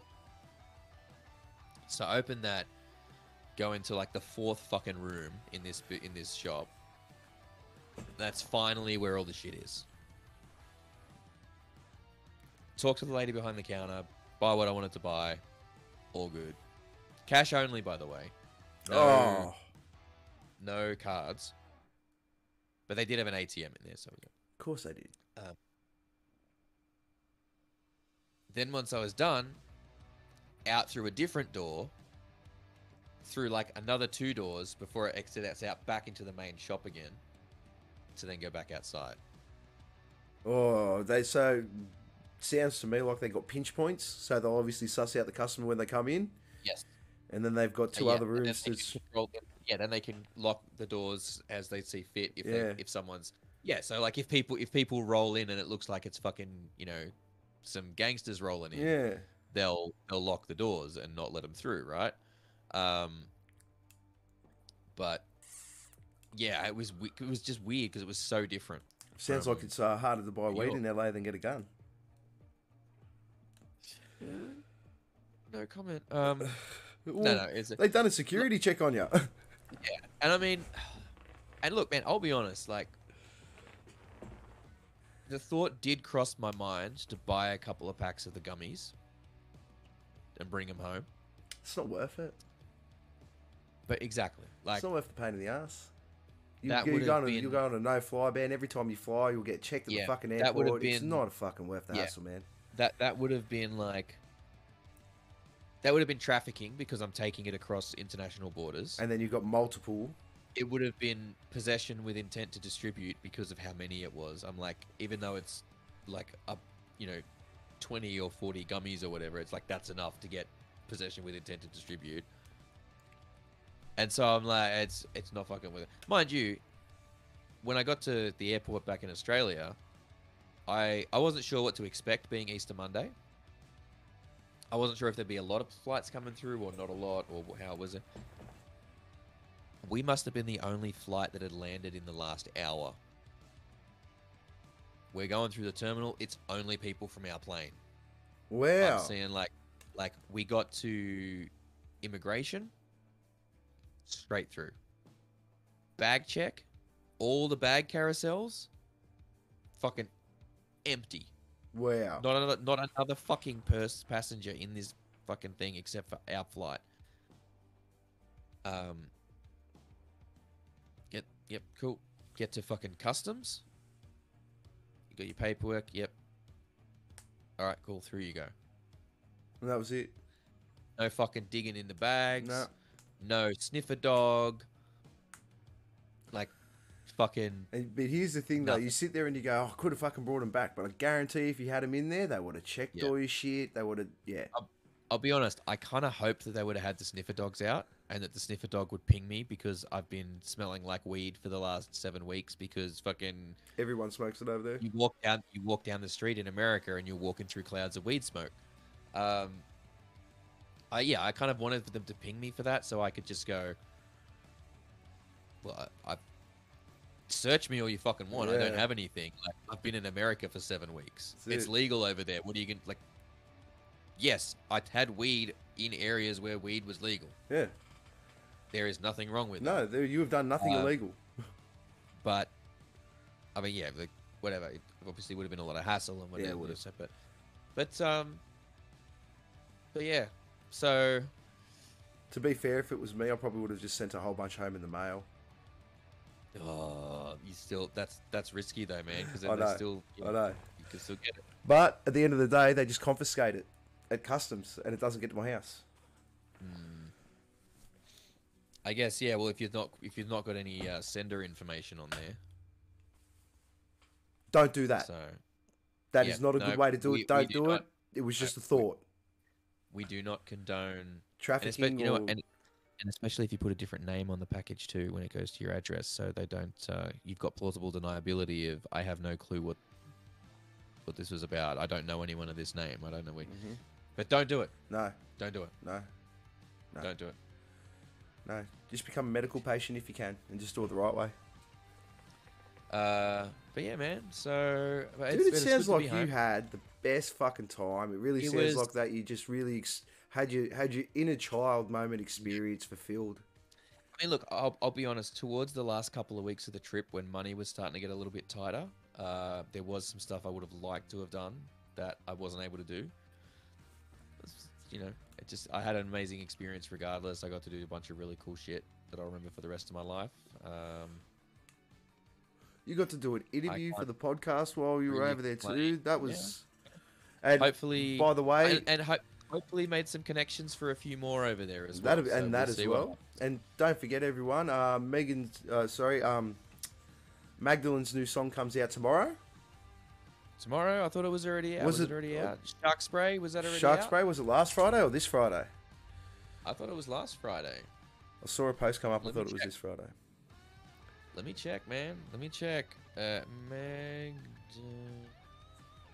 both checking. Shark Spray. It's out. It's out. There you go. Go check out the Yeah. new track Shark Spray, and go check out the interview because it's really good. It's audio only, but it's a top interview. Sorry about that. The footage fucked up for it, but Yeah. but But so it's audio only. but, Honestly, it is a really good interview. Magdalene's had a very wide-spanning career over already. Even for someone that's in her mid-20s, she's Yeah. done a lot of work, amazing stuff already. Chart-topping songs. So, and working with she's fucking changing the game. Well, not she's paving it out there. Like she's leading the charge for young women in Yeah. rock at the moment for sure. She's like that next generation. She's going to be out there at the head of it for sure. Mate, this whole evolution of women in rock is becoming bigger and bigger and bigger, and I can't wait to the day where they're just bands. We're not going to talk about they're a woman singer or a woman this. They're a singer. It will happen. Yeah, absolutely. So it's but yeah. Look, it was an incredible trip. As I said, I recognize that I was quite privileged to be able to do it. But I highly recommend, like, if you're looking at doing a trip and it's like, oh, I'd like someday I want to do this. Like, if you can afford to do it, do it now. Don't wait. Don't wait till you retire and then travel. You say, oh, I'm going to travel when I retire, and then you get sick and you live 30, 40 years in the same town, never going anywhere because it's too tiresome and you can't travel. Don't do that to yourself. You deserve to live your life. Go out there and live it. Love it. I just, like I said, it was a dream trip to do, and who knows, maybe I'll be fortunate enough to be able to take another dream holiday down the line. But if not, I've got this one in the bag. Oh, mate, you got a definite. That's an understatement. You've lived out a lot of people like WrestleMania, seeing all those cool, not going to those big shows, but seeing all those cool little niche little spots as well, like that Nightmare Museum and cool shit like that. Like, man, you go to Salem and just fucking wander around. Go to Salem and spend 3 days wandering around Salem. You will have the time of your fucking life. I guarantee it. Like the shit that you will find there, amazing. Oh, I'm gonna try and convince the wife now. That's it. Do it. So now questions. So your best spot sounds like it was Salem. Best spot in America? Well, I think so because it was quiet. Yeah. I was able to do a lot of cool shit, and it was quiet. Alright. I think. What do you reckon your worst was? In hindsight, I would have liked to maybe have a couple more days there. Oh, really? 3 days in wasn't Salem, enough. Well, I think I had 2 full days in Salem. I would have liked to have maybe another couple of days just so I could maybe space out things a little bit. Maybe go to some of the museums I didn't get a chance to go to. To spend a little more time exploring and stumbling over things. But Salem is, if you've even thought about, it might be nice to do that, do it. Make sure it's on your list. In terms of my worst thing, worst spot, the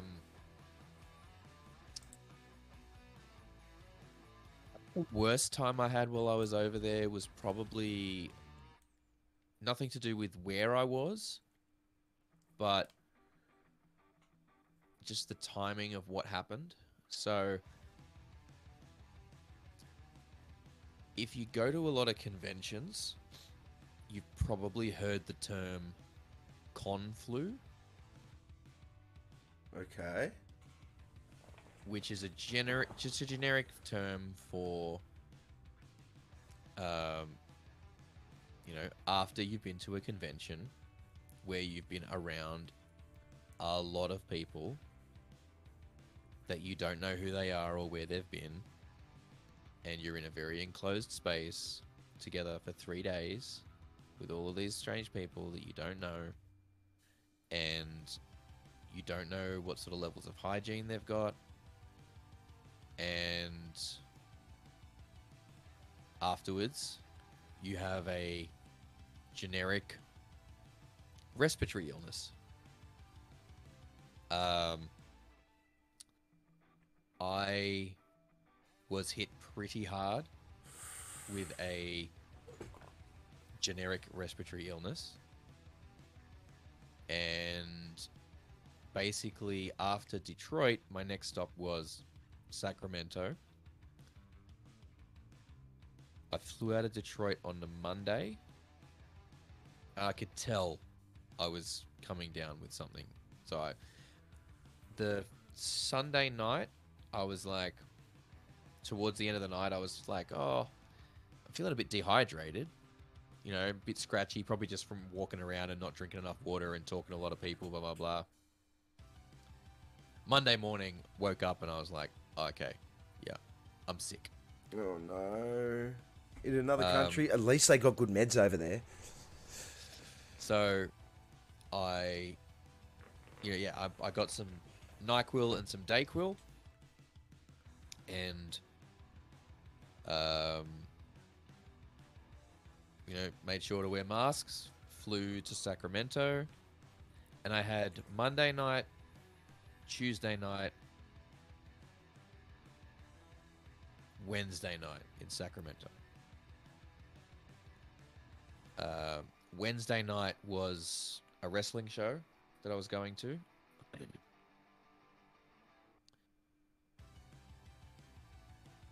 I got to my hotel on Monday afternoon. Sort of late afternoon. I basically was like bedridden for 48 hours. Oh no. Well, maybe not necessarily bedridden, but I was like, especially on the Tuesday, I was like, I ain't doing shit. literally just in bed all day. I can't. Like I just getting like I was. It hit me pretty hard for that like kind of couple of days. So that was very unpleasant. But soldiered on. Kept going, like I said, made sure to wear masks to try and protect other people as best I could. But like I had flights to make. I couldn't. If I delay it, I've got to pay double on this. If I got to buy another flight, I got to pay extra for the hotel where I'm still staying at and cover the hotel that I was going to be staying at.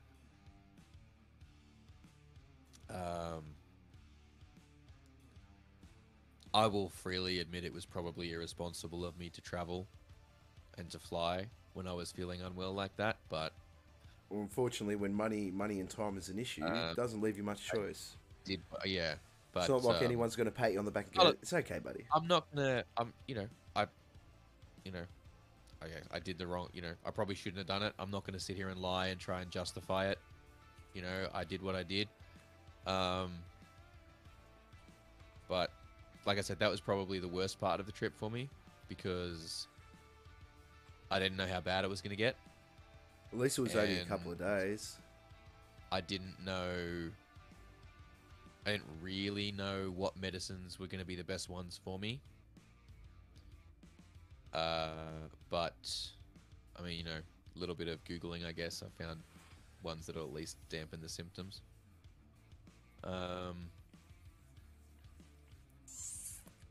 Yeah, I mean, like I said, thankfully I really didn't have a whole lot of issues with flying beyond those two.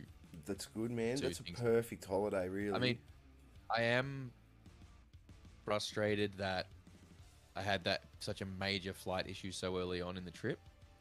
That it meant I had to reshuffle some of my Vegas plans. But I still was able to get a couple of good days in Vegas, which was awesome. I guess, yeah. I was very fortunate though. I was very fortunate that for the most part the trip was really good and there wasn't too many negative things about it. That is good. That is very good, and it's good to see you back, safe and healthy. Now I just need to find a job. If anyone's hiring, well, I did some interviews. I did a couple of interviews for a job via video chat while I was over there.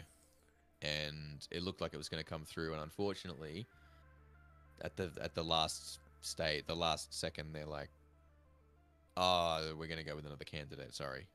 Oh. No. What are you looking to get into? I don't know. It's just really frustrating because I can't because of injuries I've sustained to my feet and ankles. I can't really do a job where I'm on my feet for 8 or 9 hours straight. Yep. Obviously I'm not the most physically fit, so that rules out certain roles as well, certain things.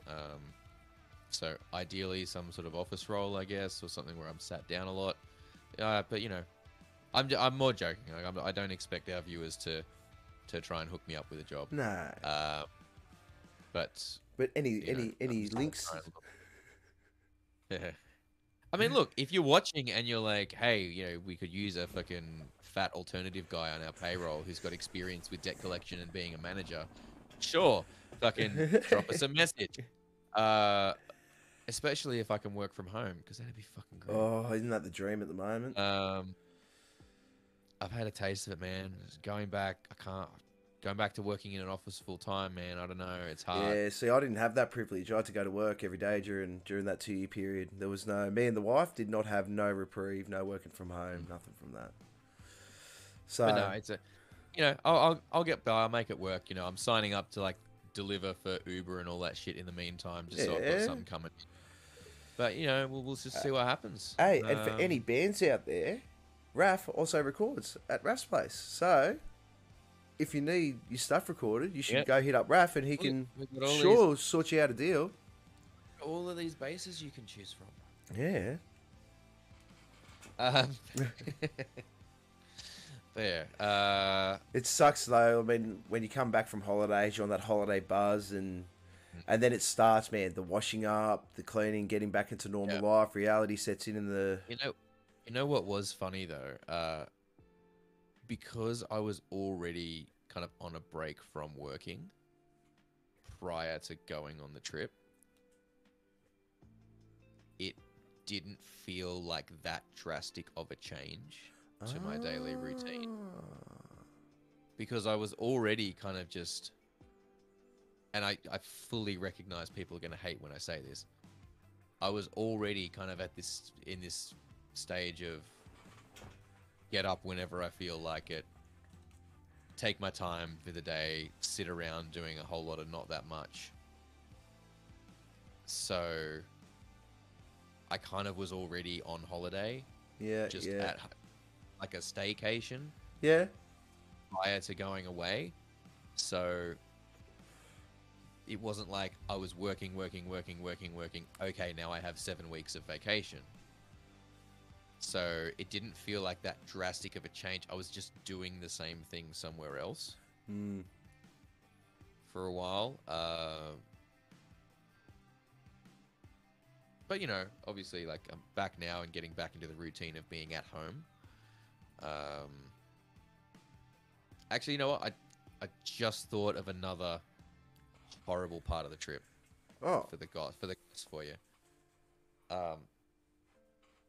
So when I was in Vegas, or after I was in Vegas, when I went to the next spot, it was the only time I drove in the trip was for the few days after Vegas, because there wasn't, like, where I was going, you couldn't really fly to very conveniently, and it was the closest airport was in Vegas. So it was like, well, I'm going to go from Vegas to there. I'm going to have to drive. So hired a car. Very nice car, by the way. Very nice car. It was like the latest model Chrysler, I think. Oh, nice. Drove like a fucking tank. Because they're V8s, them things. It was I think this was a 6. Okay. V6. But this thing, like, it handled like a fucking tank. It was heavy as shit.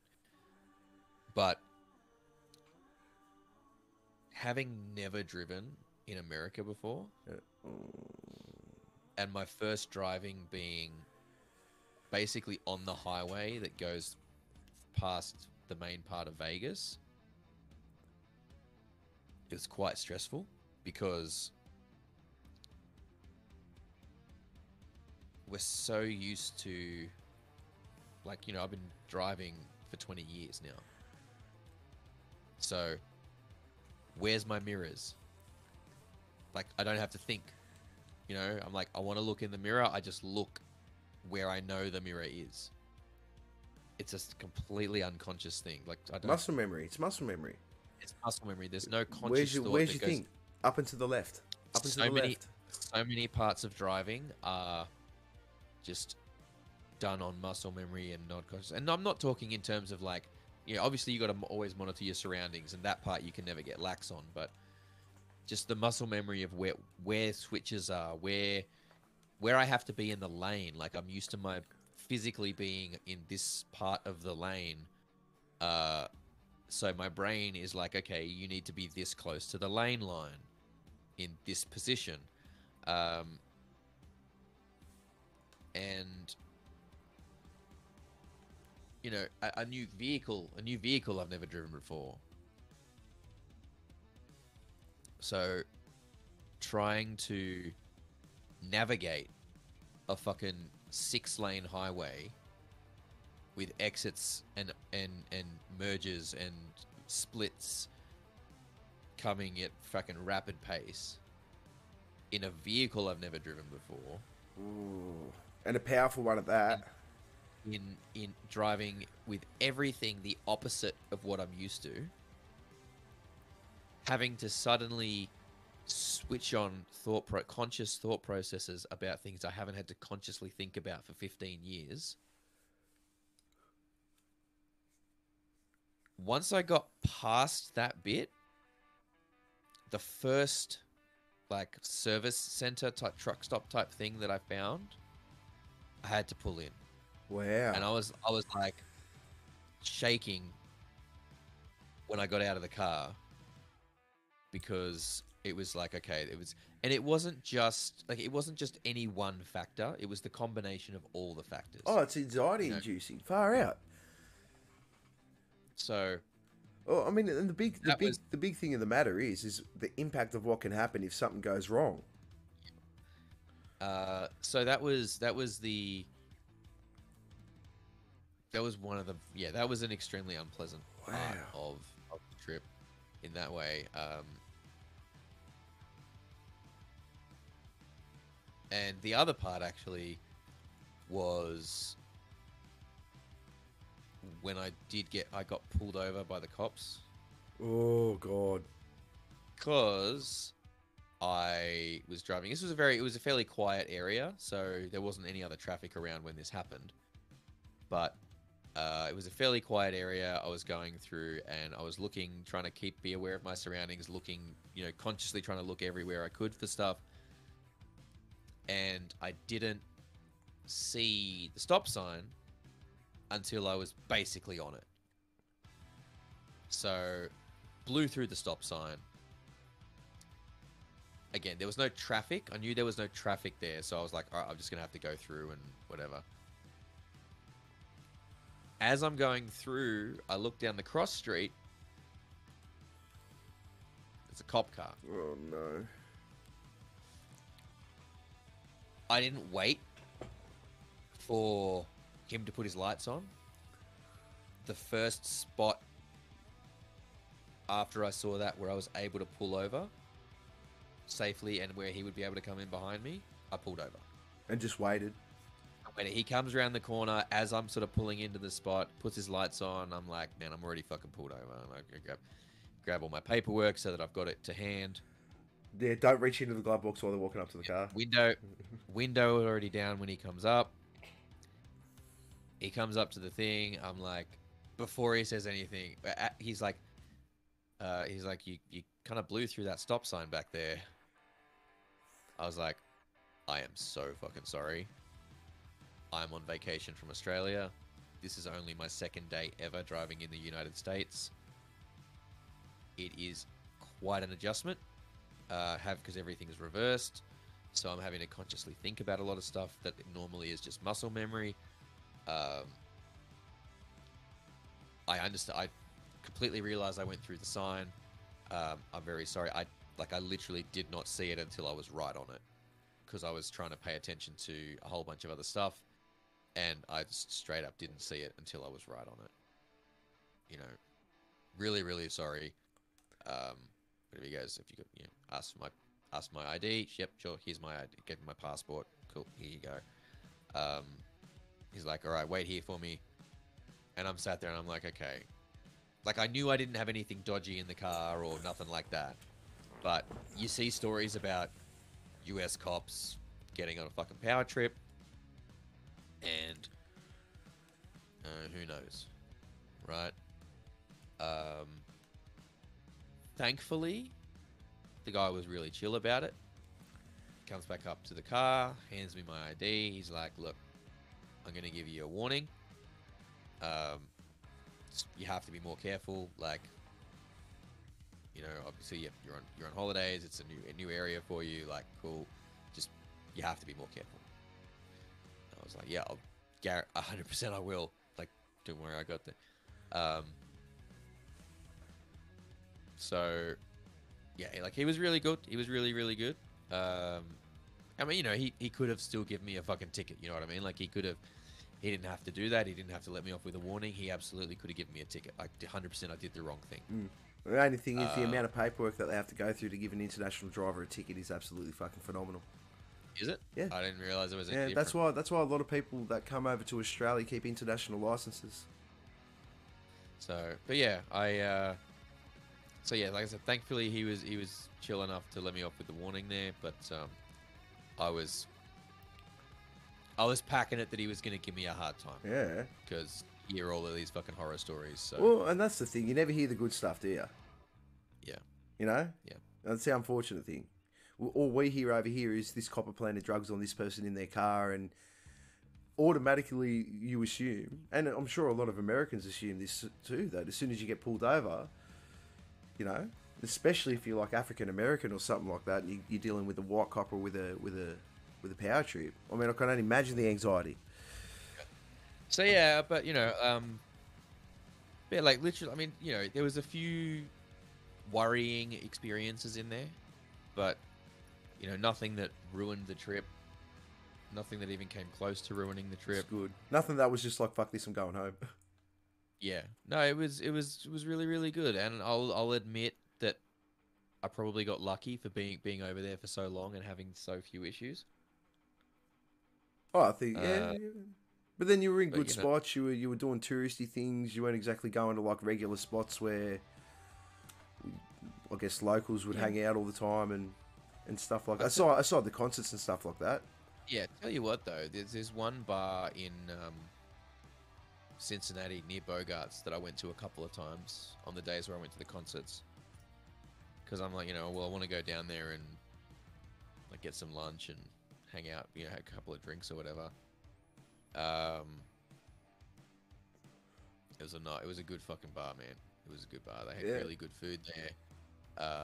Had a cocktail called a trash can, which I hadn't heard about before. But it's like half shots of about 6 different liquors. Oh, jeez, they do it right over there. What they charge you for? What they sting you for it? That's the question. That's like $40. It actually wasn't too bad, man. It's a $40 drink in Australia. Like, oh, okay. So, the night I went to the comedy club in Vegas, so very early, like my second night over there, second or third night over there, I got way too fucked up. Oh, holiday trash out. It's probably made the driving situation worse because it was the day before. hungover. It was the day before I had to drive. Oh no. But like obviously I knew from when I was there before that they free pour their drinks a lot more. It's not like here where they carefully measure the shot and put it in, and you buy a drink and it is one shot. Now look, everything in Vegas is super expensive, so I was in the casino and I went up and I was like, "Yeah, can I get 2 vodka and Coke?" He's like, "Yeah, $34, please." And that's $34 US, by the way. So that's like 40 odd. It's like about 50 Australian dollars. That is sickening, both sickening and disgusting. Now, that drink was it the best vodka and Coke you've ever had in your life? Oh, it was terrible. It was terrible. But obviously it was very strong. They were basically doubles. Because they want you to get fucking drunk, because drunk people lose more money. Yeah. Very poor that was decision making skills. So like I got over to the Rio. I wanted to get over to the Rio a bit early ahead of the show because I didn't know, what it was going to be like, if I was going to run into any dramas getting there, if I was going to have trouble finding the venue. So I just got those drinks and I went to the fucking sports area and was just watching all the fucking basketball that was up on the screen. It's like college basketball and stuff.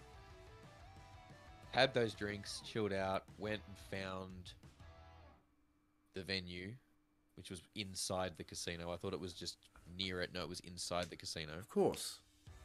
I went, all right, cool. So that's the venue there. So then I found a bar that had like video poker in the fucking bar. Like, so you sat at the bar and in front of you is a video poker machine in the bar.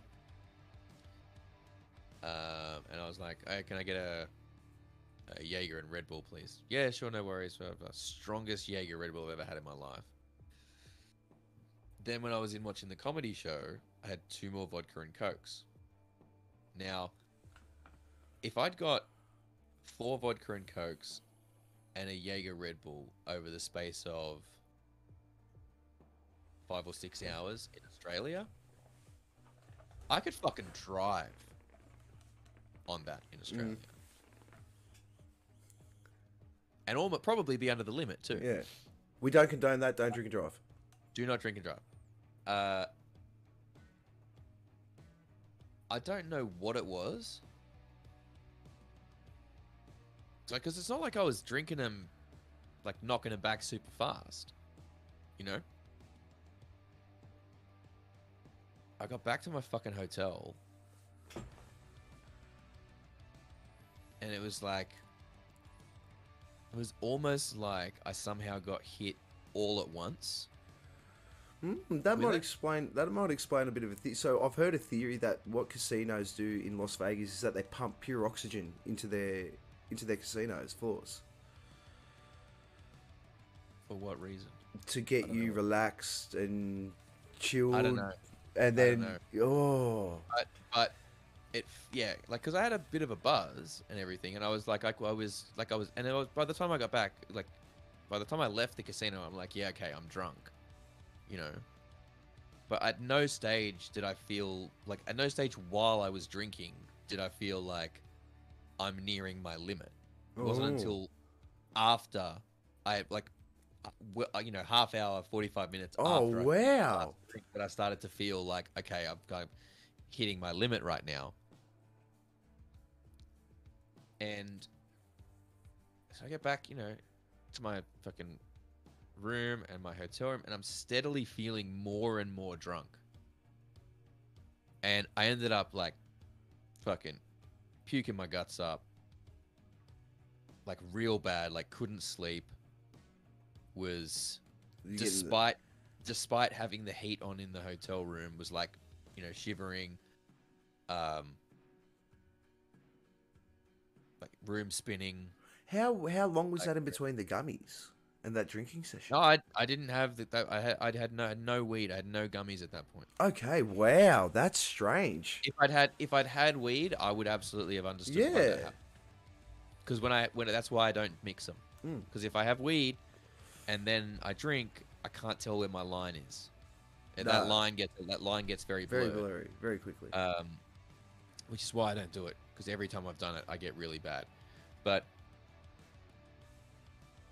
it was just so bizarre, and like I had almost no sleep that night, which again probably contributed to how stressed I got when I was first driving.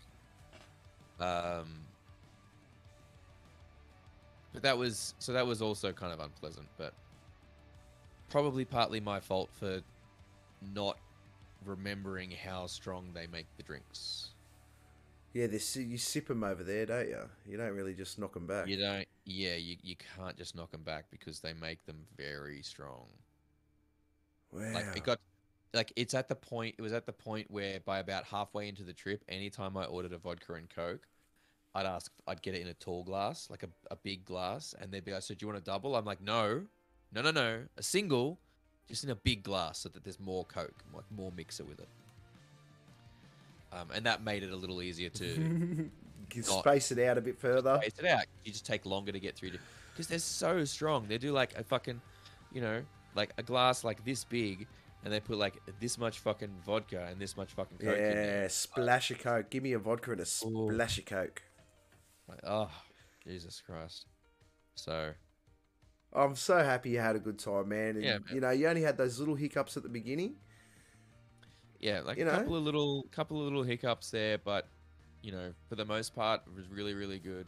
Take it easy, Hazard Halo. Said, much love, guys. So awesome to hear about your trip, Raph. Take care. All right. Yeah, we probably should wrap it up. We are. We're going to wrap it up very shortly. All fucking out. Jesus Christ, I didn't think I'd be able to talk for that much about the trip. So no, dude, you had 7 weeks, man. I'm sure we could do another one where you're going to remember a whole bunch of other shit. Probably. I'll probably have stories about it for fucking years. I'm sorry, guys. Yeah, no. I'm not going to be shutting up about this trip for ages. And nor you shouldn't. You should enjoy your life, and you shouldn't feel bad about enjoying it.